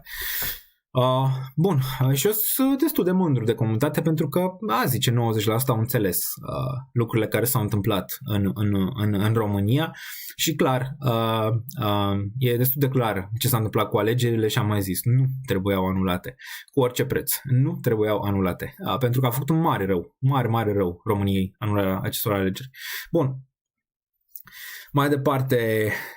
Nu mai vorbi de servicii, că avem nevoie de tine. Da, n-am zis nimic rău despre servicii, eu doar făceam o teorie pe care acum o au și mai mulți. Adică dacă v-ați uitat în spațiu, crește. Eu am zis-o printre primii deoarece așa am văzut-o în momentul ăla, adică așa am văzut că nu se putea face ce s-a întâmplat fără serviciile secrete din România, care desigur eu le respect, pentru că sunt sigur că aceste servicii ne-au protejat mai mult de mai multe chestii pe care poate noi nu le-am văzut până acum în trecut. Dar pare că se duc și în direcții un pic ciudate câteodată. Și atunci, trebuie un pic, să zicem, să discutăm despre treaba asta. Dar, de frică, n-am frică, doar ce știu că lucrurile pe care le zic sunt așa cum le cred eu și n-am nimic cu nimeni în final. Bun. Mai departe, păi ce facem? Votăm FSN în continuare? Păi n-am scăpat de securiști, dacă ați observat. Nu prea am scăpat. E o luptă de asta, securistă, voalată, în democrație, în comunism, în naționalism, adică pare că nu scăpăm de ramurile respective nici acum, în momentul ăsta. Bun. Ce bine ne-au protejat la atacul din colectiv. Da, se mai întâmplă câteodată să nu. Dar sunt sigur că ne-au protejat și de alte lucruri pe care tu nu le știi. CME Live pe Sol și XRP. Este? Interesant, ne uităm. Mai departe, CME Live pe Sol, ce zici de Melania Coin? Hai să ne uităm un pic pe Bubbles. Am discutat suficient. Dacă mai avem ceva, revenim. Hai să ne uităm un pic pe Bubbles să vedem ce se întâmplă pe piață, doar ce este târziu deja. Avem așa, Fetch 4,1, QNT 4,3, ULD aici pe urcare, pe narativa aia pe care vă ziceam, plus că Sam Altman este băgat acolo, plus inteligența artificială, da, probabil va fi. Va rămâne și vom avea nevoie de un ID digital. Încă dețin o părticică aici. Peng urcă un pic, cu toate că a căzut destul de mult odată ce s-a listat Trump, doar ce a sublictat din piață, nu nici despre Trump imediat. Hype aici, da, Hyperliquid, probabil în bear market o să vreau să acumulez ceva de genul ăsta, un tan cam sus e pe 22, adică mult prea sus. Cred că ăsta ar putea top 10 lejer, poate chiar mai bine de atât pe termen lung. E nevoie de așa ceva în cripto? Dar asta listat foarte sus, deci te poți apropia. Virtuos din nou prea sus, sub 2 poate, relevant. Farcoin, suntem în epoca Farcoin, în epoca Trump, 1.97 aici, nu mă pasionează atât de mult, să zicem Farcoin. Am Memecoin, am Pengu și mai am câteva, dar le țin pe astea nu farmate în mare parte.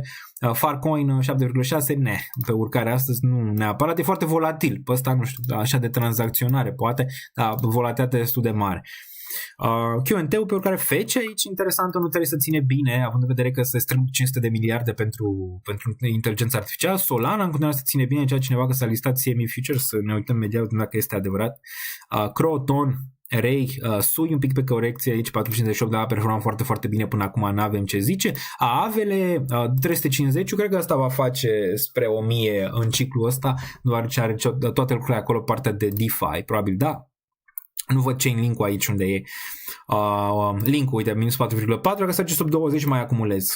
Mi se pare ok sub 20 chain link-ul, cu toate că am prețul mediu pe la 7-8, 20 aș mai lua. Dar ce cred că asta se face la all-time high și peste 100, adică are toate pârghile pentru asta. Rune pe corecție, ce mai dăm, GRT, Caia și Trump. Desigur, uite-l pe Trump aici, 38-75, official Trump, care s-a listat foarte, foarte sus. Desigur, nu s-a listat sus, s-a listat destul de jos, dar nu știai dacă e a lui, dacă nu, în momentul când s-a listat, foarte greu să intri. E foarte greu să intri în momentul ăla, nu știai dacă i s-a hăcuit contul, s-a mai întâmplat și la alte celebrități în trecut. Dar pare că nu. Pare că nu și va mai vorbi de el în următoarea perioadă. L-a lansat, desigur, înainte de alegeri, pentru că înainte de a deveni oficial președinte, nu înainte de alegeri, pentru că nu n-ar fi putut să facă asta în momentul când era președinte. Asta ca să fie clar, de asta au și listat Melania după. Au listat Melania după pentru că și-au dat seama că mare parte din supply este blocat și nu pot să vândă suficient de asta. Vă zic eu. Grifting, doamnelor și domnilor, la președintele Statelor Unite. Doamne, vai! Vai, matricea, vine și ne apucă, pică totul, pică cortina în 2025. Bun, hai să mergem și în top 200 și mergem și la acțiuni imediat. Popcat, AXBT, o să fac pe Patreon, e aproape gata video pe agenți și o să iau niște poziții pe agenți în curând. Aici AXBT este unul dintre ei la care o să mă uit. Grass mă interesează. Aici și el, ultima un pic pe urcare, VTHO pe urcare, Kex pe urcare aici. Eu o să ține cât de cât decent și ăsta pe i315, l-am subestimat un pic, stă destul de binișor, mai bine când mă așteptam, sincer. Asta. Are că un 3.9, NFT aici pe urcare, EGLD nu se regăsește. EGLD și-au mutat baza în SUA, mi se pare un pic cam târziu, acum vedem. Cum zicea George Bucnici, dacă l-ar convinge pe Călin Georgescu sau pe Ciolacu să-și facă monedă, așa ar putea și România să crească în sfera asta de cripto. Trump nu știu dacă e suficient, dar dacă și-ar face Ciolacu sau Georgescu un meme coin, ar fi bubuială, dar foarte greu să-i convingi, nu? Să facă asta, chiar că Trump a făcut. Dar dintre cei doi, cred că Ciolacu ar fi mai aproape să o facă. Dar da, Multiverse X în continuare nimic, e fix spre prețul meu mediu aici, mă gândesc serios la Multiverse X dacă să mai țin în portofoliu de bază, nu știu, cred că a căzut din portofoliu de bază, trebuie să mă uit. Având în vedere faptul că n-am mai performat și eu am adăugat și nu prea am adăugat la Multiverse X, la altele. Bun. Mai departe, Melania, uite și pe ea aici. Deci nu numai președintele, ci și Melania Trump are un meme aici. O să vedem 3.6 aici. 3.6 pentru Melania. Da, nu cred că a terminat pumpul Trump aici. Cred că măcar am putea vedea un dublu top. Dacă ne uităm un pic pe grafic la Trump, care ar fi niște zone, să zicem, pentru el, pentru o speculă, desigur, speculă, nu ceva. La zona de speculă ai putea să te gândești, de exemplu, să întoarcă măcar unde s-a listat pe Binance și e posibil, în regiunea asta de aici. Având în vedere că s-a listat pe Binance, știm foarte bine market makerilor ce mai fac de multe ori în momentul ăla. S-a listat, s-a dus în 76 și uite ce s-a întâmplat după. Okay. Bun, ar fi 27, ar probabil mai fi 22. Nu am văzut dacă există Trump pe cripto, Trump USD, unde îl găsim full. Unde îl găsim full, ne-ar interesa. Asta e întrebarea. Poate pe CoinMarketCap ar mai fi niște zone. Poate acolo pe Peace, aici vedem 22. Da, zice că poate un 20-22 sau sub 20 ar putea fi interesant aici pentru Trump. Aici un pic cam sus. De shortat nu mă gândesc până când atinge măcar peste 100, adică peste nivelul ăsta de aici. Desigur, poți să-l shortezi pe timeframe-urile mai mici, dacă chiar vrei să tranzacționezi așa ceva, să shortezi la bounce-uri. Dacă te uiți pe timeframe-urile mici, aici, pe zona de 1 hour. Aici poate, dar uite cât de sus a fost până când și-a găsit directul în regiunea asta de aici. Nu știu dacă atingea stop loss sau nu, cel mai probabil. Că probabil short-ul a fost undeva pe aici. Da, range-urile astea ar fi interesante. Dacă ar mai avea o corecție aici, nu ar putea fi shortat regiunea asta. Dar vedem, asta stă în fremurile mai micuțe. În cele superioare ar fi peste 100, dar vedem și reacția prețului de aici. Adică nu dai blind direct, ca urca peste 100 îi dai short imediat. Poți de long, poate sunt zonele astea de jos, de sub 20, 22, ar putea fi făcute anumite idei pe zona asta de speculă. Dar sub 20, acest sub 20 dacă se duce, ar putea fi. Un dublu top ar putea fi și ăsta în cărți, adică să facă ceva de genul ăsta, sau direct de aici să vină, să facă ceva de genul ăsta și abia apoi ar putea face chiar all-time high. Rămâne de văzut pe el. Dar e foarte speculativ. Cred că va mai avea pumpuri, dumpuri, depinde de ce face Trump. Adică depinde de ce face Trump. Va intra în zona aia speculativă. Deci Trump nu-l urmăresc neapărat. Dacă îmi dă o oportunitate aici, poate la nivel de speculă aș adăuga ceva sau în zonele astea superioare, în caz că depinde de acțiunea prețului pentru ceva short. Momentan nu prea mă interesează aici. La nivel intermediar trebuie să urce peste zona de 44-65, poate un pic mai jos, 44 dacă e să o luăm așa pentru a deveni bullish. Sub range-ul ăsta aici bearish, ai putea avea să închizi targetul ăsta de aici până în 22, peste zona de 44 din nou poți să te gândești la zonele astea. Nu sunt trader de breakout, deci nu o să tranzacționez în caz că urcă peste nivelul ăsta, dar e un nivel care ar trebui să vă uitați pe el, deoarece aici e bullish peste nivelul de 44, sub 44 e bearish, ar putea acoperi gaura asta de jos. La nivel de indicator n-are rost să te uiți pe așa ceva, adică n-are niciun fel de rost, adică e mult prea tânăr, mult prea speculativ. Termen scurt pare că ar urca în 41 din nou. 40-41. Bun. Deci, anul 2025, pentru cei care se uită în anul 2050 la acest video, dacă o să mai fie YouTube, analizăm un an istoric în care analizăm moneda lui Donald Trump, care este președintele SUA, cea mai puternică țară din lume și care are bomba nucleară. Bun, putem să o analizăm și pe Melania. Aici, Melania. Bun, și asta pare, uite, asta mă pare mai repede de bottom și pump în regiunea asta, măcar de 4,5. Pare mult mai aproape de o zonă de bottom. Pare că asta va pompa mai repede în nivelul ăsta de 4,42. Bullish, clar, peste 4,75 nivelul ăsta. Nivelul ăsta de aici, bullish, mai departe. Bun, hai să mergem mai departe, să ne uităm aici ce mai urcă. Ce mai face. Bun, deci în top 100 aici cam atât. Fetch-ul poate ne uităm, dar arată binișor și Fetch-ul aici. Popcat AXBT, ultima, top 300-le, ne uităm un pic. Zerebro, Pipin, Zerebro ăsta foarte volatil. Van aici, foarte volatilă și a 10, pare că vine într-o zonă cât de cât interesantă, ziceam zona aia de 10 sub 10, poate fi cât de cât interesantă. Sats aici, Rollbit, revine un pic, 0086, Rollbit-ul Casino adevărat, nu Solana, de pe cripto, Manta, nu prea face nimic, Aler și tot așa. Bun, hai să vedem și acțiunile un pic, dacă ne uităm pe ele, în 2 secunde. Încă avem aici încă 5 membership-uri. Da, aici Alexandru, în timp ce noi vorbim, părupte. Nu uitați butonul de like. Nu uitați like-ul. Bun, hai să ne uităm, să vedem ce se întâmplă pe S&P-ul. S&P-ul. Hai să vedem. Dacă ne uităm pe S&P, 2 secunde, dacă se vede, nu se vede. Acum se vede, da. Bun. Microsoft 384 pe urcare, Nvidia 471, o zi bună aici pentru ambele, pentru că s-a făcut acel fond, nu? De 500 de milioane, Apple, Amazon, aici 109, Bezos și el acolo, Meta pe urcare, Zuckerberg și el acolo. Ați văzut faza când Zuckerberg se uita în decolteul lui soția sau iubita sau ce naibii e, al lui Jeff Bezos? Tare, tată. Tare. Bun, Financials, Visa, Mastercard aici, cât de cât neutre, JP Morgan, Bank of America, vin și raportările financiare, nu știu, Netflix urcă, să zicem așa, abonamentul, din câte am înțeles, dar totuși au făcut un pump ieri, vedem, au raportat decent. Eli, partea de healthcare un pic pe urcare aici, dar nimic altceva, utilities un pic pe zona de corecție, partea de energie, ar trebui să stea destul de bine mandatul lui Trump, ExxonMobil, având în vedere că nu se duce spre green energy, se duce mai mult spre combustibil, spre petrol, spre toate zonele astea, cărbune pentru energie. Bun. Deci așa arată și bursa americană. Ce ne putem aștepta de la calendarul economic și apoi mergem la Bitcoin și apoi analizăm și un pic mai larg pe Bitcoin. Calendarul economic, ce ne zice? Imediat ne uităm să vedem.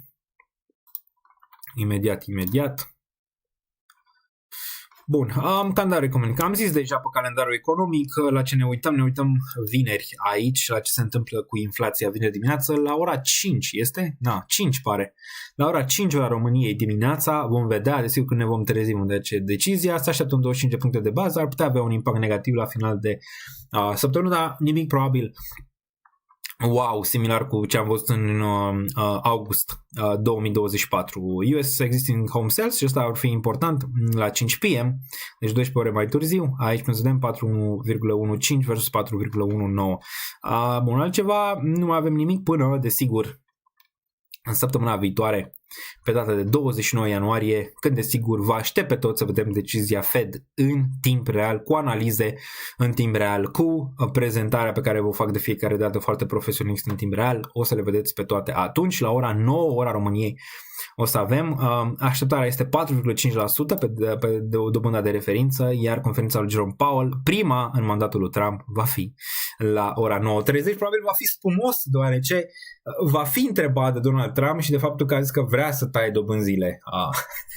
Va fi spumos cel mai probabil aici. Bun, mai era ceva înainte să intrăm pe grafice, ce a mai zis Trump, imediat ne uităm. Ce a mai zis aici, mergem pe. Mergem pe cripto aici să avem. Bun, ia vedem dacă se vede. Acum ar trebui. Bun, hai să vedem ce a zis. These world-leading technology giants are announcing the formation of Stargate. So put that name down Stargate, in the books, baby. because I think you're going to hear a lot about it in the future. A new American company that will invest $500 billion at least in AI infrastructure in the United States and very quickly, moving very rapidly, creating over 100,000 American jobs almost immediately. Together, these world-leading tech... Ok, bun. Deci asta m-am zis-o, Stargate se numește. Da, uite ce a zis despre meme-coinului. Președintele SUA, doamnelor și domnilor. CryptoCoin the other day. Do you intend to continue selling products that benefit yourself personally while you're president? Well, I don't know if it benefited. I don't know where it is. I don't know much about it other than I launched it. I heard it was very successful. I haven't checked it. Where is it today? You made a lot of money, sir. How much? Several $billion, it seems like, in the last several days.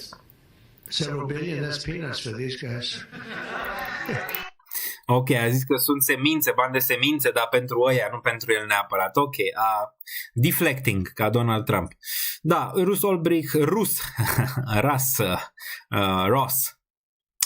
Ulbricht a fost achitat, am vorbit aici despre asta și despre faptul că a fost printre primele site-uri care accepta Bitcoin, deci acel site din Dark Web în care a acceptat Bitcoin în 2011, printre primele, dacă nu primul site, ceea ce e bine.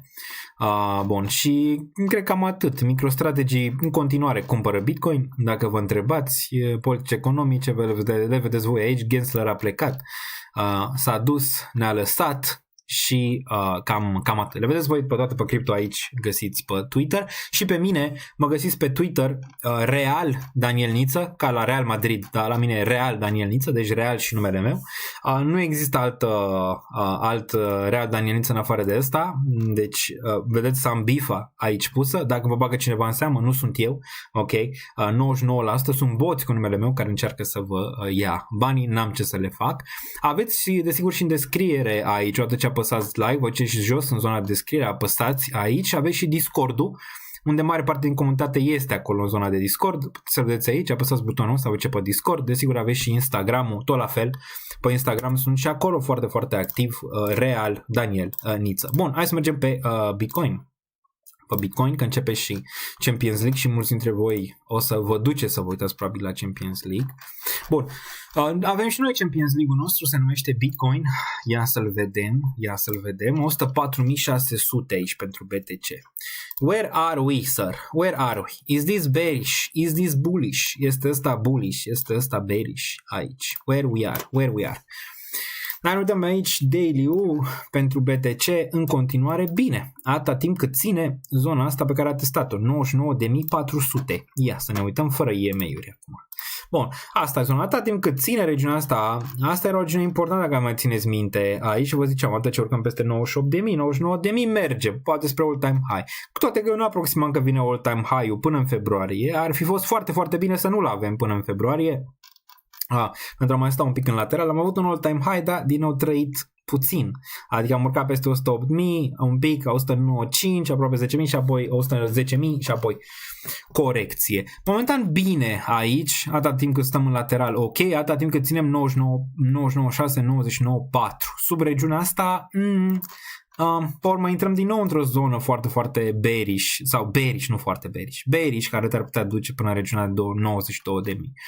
Cum arată daily-ul și cum arată oscilatorii, ca să putem avea o concluzie aici? Un pic bearish cei drept. Pare că ar vrea o corecție în zile viitoare, putem să ne vedem 53%, poate chiar mâine sau poi mâine, după cum arată aici Bitcoin-ul. Dacă ne uităm și pe 4 ore, similar, pare că ai vrea aici această corecție să continue în zile viitoare, la fel și pe stocastic același lucru vedem. Ne-ar interesa să vedem ce zice MACD-ul. Bun, da, MACD-ul destul de bearish și el pe 4 ore, pe daily nu, încă da, pe 4 ore destul de bearish. Aici ar stocasticul un pic stă în lateral. Dacă ne uităm și un pic pe 4 ore, același lucru, pare că vrea un pic mai sus. Concluzia, cred că da, e posibil să mai tatonăm zonele astea în perioada viitoare cu ceva corecții, poate chiar din nou sub 100.000 până vineri, vedem. Weekly-ul în continuare excelent. Vedem duminică ce se întâmplă aici, vedem regiunea de 104.4, foarte importantă 104.4, să închidem săptămâna asta. Și apoi putem să vedem 109 aici. Ar fi foarte bună închiderea peste 107, măcar 108, regiunea asta pe weekly, dar măcar să închidem peste zona asta de aici, din 16 decembrie, unde am avut high-ul ăsta în 104. Ar fi pozitiv, ok? Ar fi foarte, foarte pozitiv. Weekly în continuare sunt aur. Cred că vedem mai sus, dacă te uiți pe EMA-uri, ai 9 EMA-uri aici foarte, foarte frumos, 93.700, unde ți-a ținut. Merge mai departe, bullish, foarte, foarte bullish aici în continuare, atât timp cât ține 9 EMA-ul. Următorul target, nici n-are rost să-l mai structurăm aici, 120.000 este următorul target pentru BTC și este foarte probabil să fie atins. Februarie, martie, aprilie, rămâne de văzut. Pe weekly, stocasticul bine și el, după ce ai avut destul de mult selling pressure aici, pare că sellerii un pic cedează, un pic de tot cedează aici. Ce mai vedem? Mai vedem altceva, mai vedem 55 EMA care vine în 71.000, n-are rost să vorbim, 21 de EMA care vine în 87. Nimic altceva, monthly-ul mai avem aici foarte bine momentan, atât de peste 96, destul de decent pentru BTC. Ar fi bună o închidere peste 107.000, clar bine. Deci e intact momentan, nici n-are rost să vorbim prea mult de Bitcoin. Bun, mai departe, 2 secunde. Bun, BTCD, dacă ne uităm aici la BTCD, dominanța, dacă mergem pe un daily, 58%, nimic pentru dominanță până când nu pică 57, destul de clar aici. 57, 56, nivelul ăsta rămâne destul de bun și asta era ideea, ok? Îmi pare că din nou se reușește zona asta de rezistență de aici la 58%, ceea ce este bine, numai că vrei de aici corecția, nivelul de 53 pentru a pupa altcoin season. Momentan în așteptare. Aici, weekly un pic bearish aici pentru dominanță. Ce arată asta? Păi ziceam eu că probabil Bitcoin va urca când am făcut update-ul pe Patreon, deoarece am fost 58% aici, eram prin zona asta și arăta destul de bine și Bitcoin a urcat. Astăzi nu mai pare atât de agresiv, pare că mai repede va sta stabil sau va corecta un pic, iar altcoinele vor avea ceva performanțe mai bune și vom vedea dominanța spre regiunea asta de aici. Azi suntem și la UST.D, care arată fenomenal pentru cripto overall, dacă ne uităm aici, fenomenal de bine.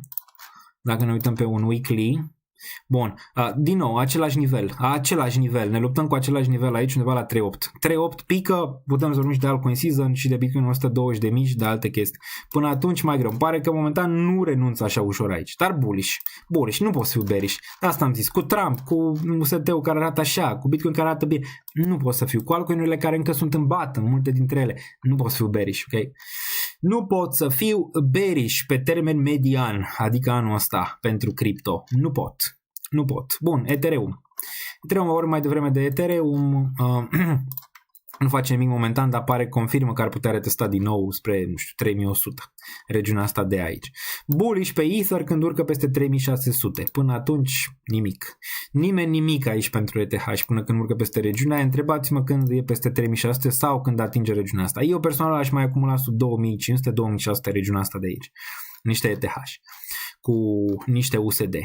Bun, vreau să văd Total 3. Eu ne-am uitat și ieri pe patru, ne uităm și astăzi la Total 3. Total 3 arată bine. Vezi, arată acolo, arată gata, arată ready. Hai pe ele, știi? Adică arată bine. Retest în regiunea asta de aici foarte bună, 890 de miliarde, aproape chiar de 850 regiunea asta de aici. Bine, asta trebuie să fie următoarea expansiune cu altcoin season aici. Adică după ce ai reacumulat regiunea asta, prima mutare în care ai avut Solana și toate cele care au performat SUI, pullback-ul, a doua mutare aici și acum ar trebui să vină zona de hype și zona de altcoin season cu finalitate.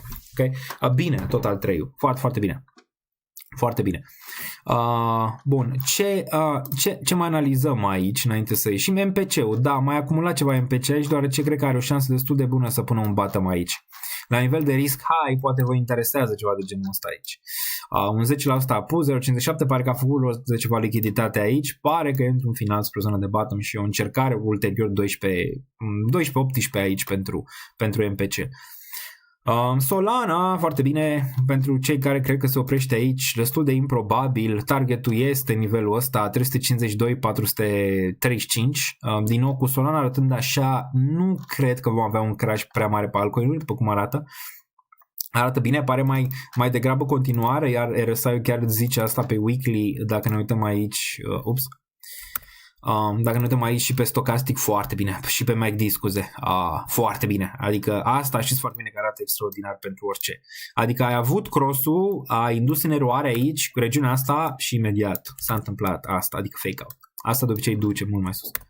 Bullish pe Solana aici, în continuare aș vrea să vând în zonele alea pe care le-am reliefat mai devreme pentru Solana, 350 până în 440, poate cine știe, mai sus Solana, ar vedem, dar ar fi primele zone pentru Sol.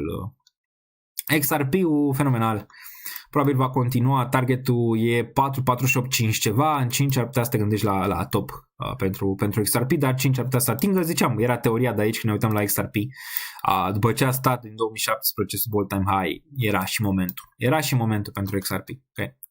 Și-a găsit Brad Garlinghouse acum lângă Trump, deci și-a găsit. Bun, ZK-ul 15 cenți, din nou într-o zonă de reacumulare aici pentru ZK, a atins regiunea asta de 15, vedem dacă vine mai jos un pic bearish, atât timp că rămâne 16,5, sub 16,5. Sperăm să vedem peste regiunea asta, că nu, zona de acumulare din nou, 11, 9, regiunea asta de jos de aici. Dar pare, dacă te uiți pe weekly, pare că ești de-abia la începutul acestei urcări, aceste expansiuni posibile aici pentru ZK. Adică asta e toată viața lui, știi? Adică ai șanse bune să găsești ceva expansiune aici la un moment dat. BNB-ul, target pe bull market-ul ăsta 1500-2000, cel mai probabil din punctul ăsta de vedere. A stat aici o lungă perioadă ca Bitcoin, pare chestiune de timp până când vom vedea breakout de aici. Mergem și la piețele tradiționale imediat. Atomul 6.2 nu face absolut nimic. Ethena, cred, și Chainlink, astea care au fost foarte hot acum. 0.88, pare bearish încă Ethena aici. Atâta timp când nu reia regiunea asta de 96 de cenți, foarte importantă, vezi aici ai avut fake out, boom, adică nu m-ar șoca să revină 66-49 după ce a rulat atât. Am vândut o parte aici, aș mai vrea să reacumulez în caz că pică sub 48, până atunci nu, deoarece am media în 30 de cenți, adică aici jos. Aici am media momentan și n-aș vrea să o cresc prea rău, dar cred că va fi o oportunitate în momentul când se va întâmpla. Arată un pic bearish, okay? Și cu seller aici pe zona asta, arată un pic bearish, atât timp cât arată sub nivelul ăsta, mențin targetul 65. Bun. Link și apoi fetch și apoi vedem dacă mai luăm ceva super chat-uri care s-au dat. Nu mai dați, doar ce nu mai avem timp să le facem, din păcate. Mai bine dați join în Patreon, deoarece acolo fac aproape săptămânal 3 ore de analize, pur analize pe grafice, la cerere. Bun, dacă nu dăm aici link-ul, din nou ar pune la în 26. Sperăm să se întoarcă din nou în nivelul ăsta de 18 și poate și sub, dar măcar sub 20 înainte de expansiune. Dar arată fenomenal.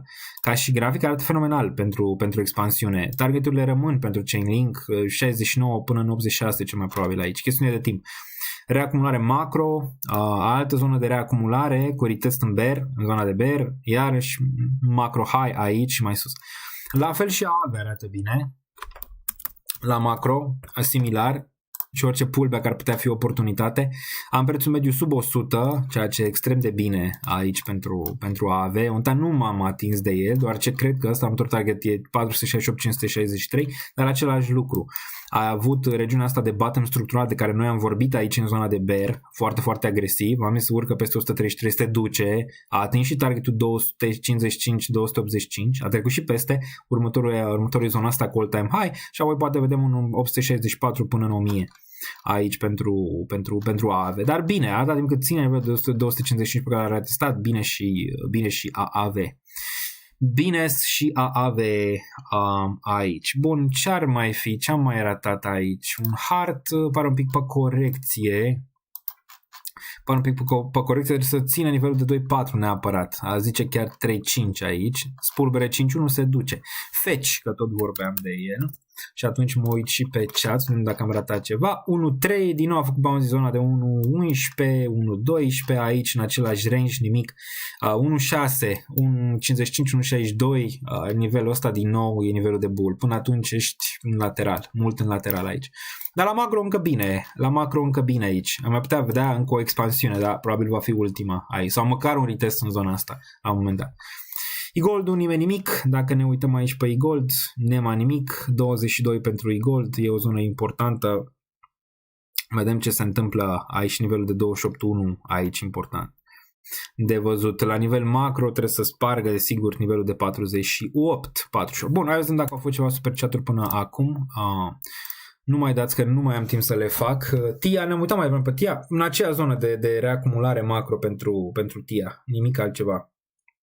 Nimic altceva. 2 secunde că mă uit pe ce ați lăsat aici. Imediat. Bun, ia să vedem. Zaya, da, s-a listat Zaya, s-a destul de bine, peste 15 cenți. Acum partea asta de DSC, ia să ne uităm un pic la Zaya, să vedem ce performează. 19 cenți în momentul de față. Lichiditate un pic scăzută aici pe Zaya, dacă ne uităm. Pe MXC, cu multe wick-uri în regiunea asta. N-aș știu ca să tranzacționez din nou în range-ul ăsta, dar aici posibil ceva bounce din nou din range-ul ăsta de 16-14, rămâne de văzut. Foarte important pentru Zaya să reia zona de 23, să reia zona de 27 sau hai 26, pentru a putea spera din nou zona asta superioară și la $1 după. Ok. Bun. Hai să vedem ce s-a lăsat până acum. Mersi Bobby, sper că mi le-ai dat pe toate, dacă nu mă uit eu oricum. Bun, nu mai avem oportunități, a fost suficient 4. Analiză Cookie 3. Bun, Cookie 3. Hai să ne uităm. Bun, Cookie. Dacă ăsta e Cookie, hai să vedem ce s-a întâmplat aici. Bun, a rulat regiunea de 46 de cenți, n-a putut. Arată un pic bearish aici, ar putea retesta 39 în perioada viitoare, se întâmplă și 4 ore, pare că da. Greu de zis ăsta bottom aici, greu de zis unde va fi. Ce vreau să văd de la asta e asta, și asta. Dacă vezi asta, adică să revine în regiunea asta, să face bounce și să întreaptă din nou spre 46, probabil ăsta e bottom. Aici apoi targetăm regiunile astea superioare, dar momentan un pic bearish, probabil înclin spre asta pe Cookie, aici. Mare atenție la nivelul de 34 sau 30 de cenți, sub nivelul ăla, la revedere. Nu uitați de like, țineți aproape și fiți cumpătați, să vă cheltuiți banii aiurea, mai bine dați pachet, zice Alexandru. Mersi, Alexandru. Mașa, v-ai dat foarte, foarte multe chaturi aici. Membership-uri, Ondo și Render, facem și move-uri.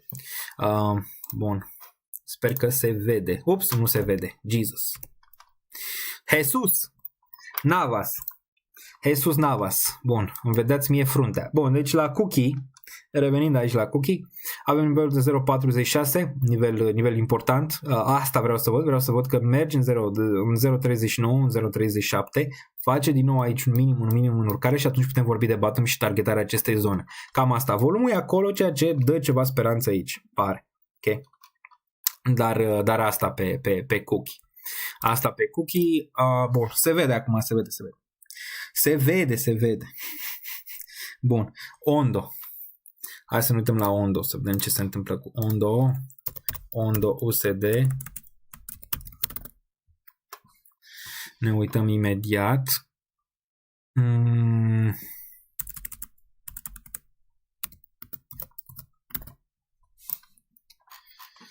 Fondo, da, și ăsta a fost pe lista fondului lui Trump. În continuare nu arată prea fenomenal, pare distribuție aici, bearish pe Fondo până când nu reia 1.65, probabil va veni înapoi în range-ul ăsta 1.2-1.11, poate chiar și nivelurile astea de jos. Nu m-aș atinge aici de Fondo. Pare bearish. Pare cât de cât bearish aici, până când nu sparge 1.62 Fondo. Cam asta. Render, rapid. Render. Da, încă mai am render. Am vândut, cred că 30% din poziția de render. Pare că reacumulează aici render. Pare că vrea înapoi în 10. Și vedem ce se întâmplă de acolo la macro. Încă arată decent la macro. Aș mai vrea să vând peste 10, ce-i drept. Atâta timp cât ține 5, 9, 6, ok. Aș vrea să-l văd din nou pe sezoanele astea de aici pentru a începe să vând. Termen scurt pare că ar încerca regiune superioare. Bun, altceva. Main Street Capital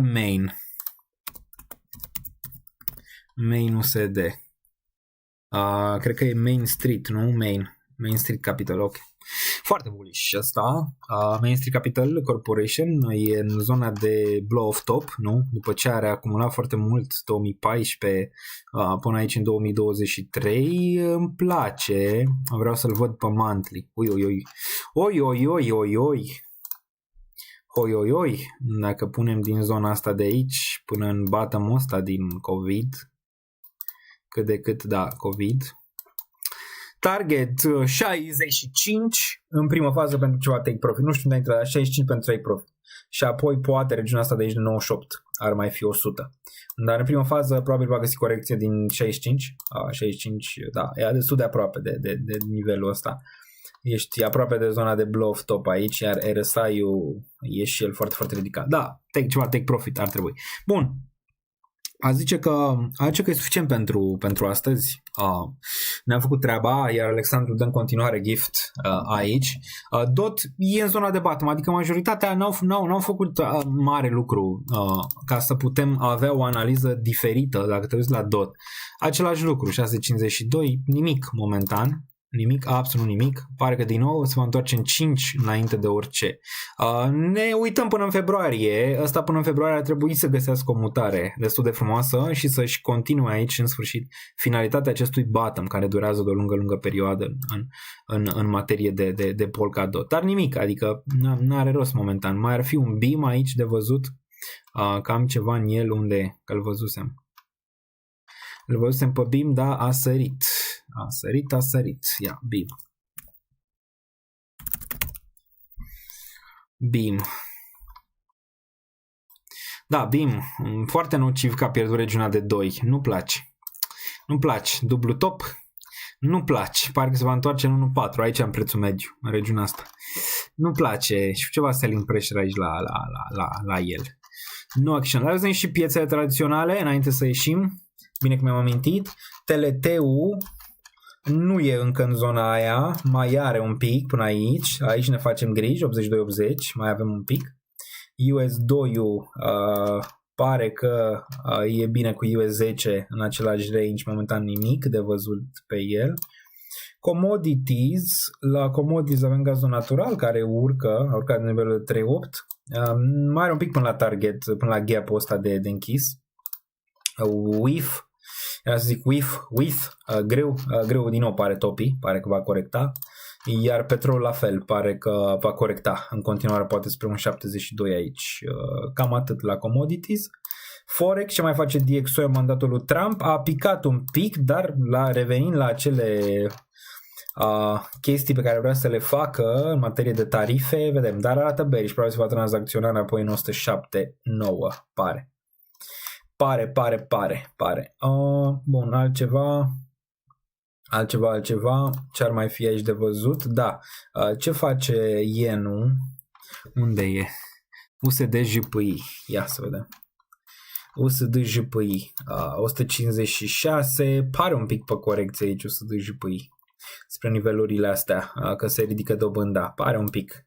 Tot că la macro arată cât de decent. Ce a făcut în august? În august a picat foarte, foarte mult. Se poate observa de aici.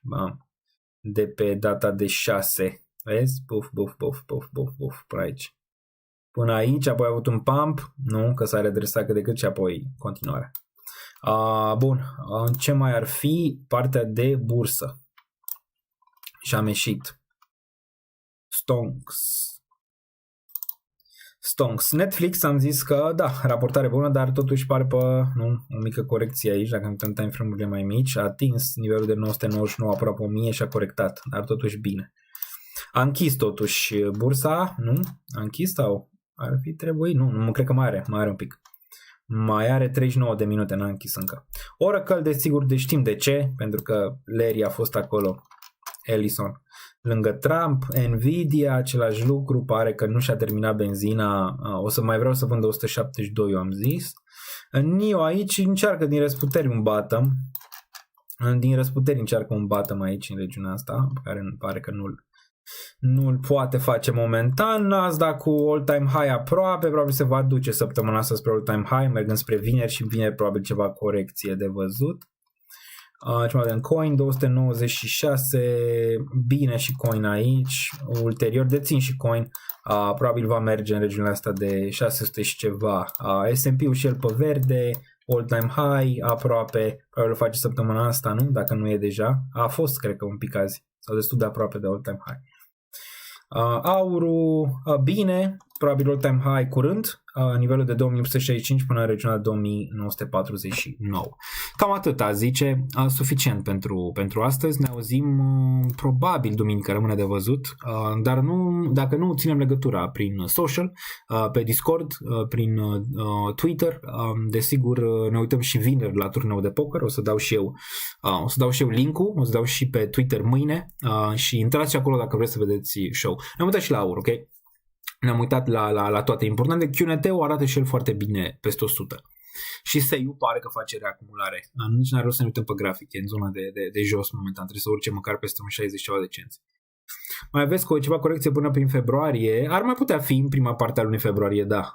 Depinde și ce face Jerome și ce mai zice. Aia. Bun, cam atât. Vă salut, stay safe, much love, seară faină comunitate. Ne auzim în următorul, butonul de like mai jos.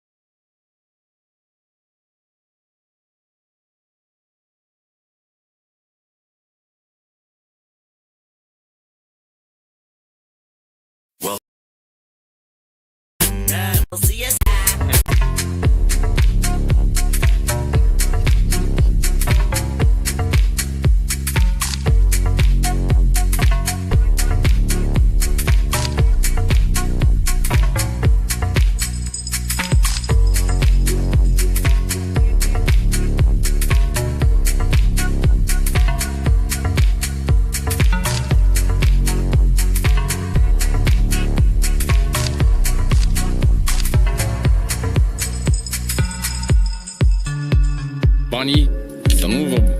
Încă nu e investit, nu e cheltuit. Nu mai am niciun leu.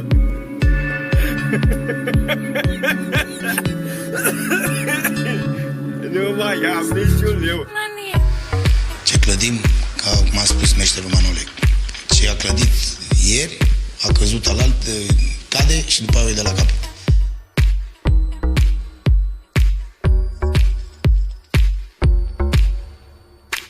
Două, trei vorbe, bună seara și... Bravo, Bobe!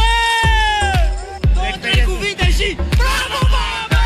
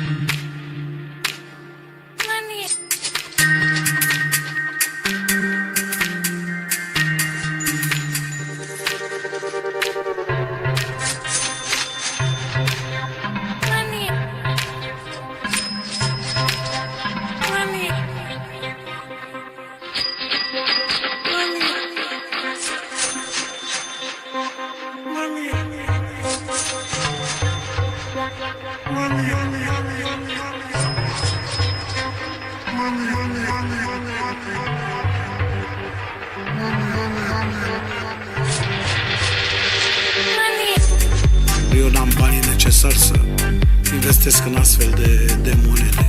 Eu bag cardul, scot milionul, îmi cumpăr ce am de nevoie și atâta tot. Mă pricep cu criptomonede și cu astea. Pentru un lapte bătut și un sandwich mi-ajung ce am.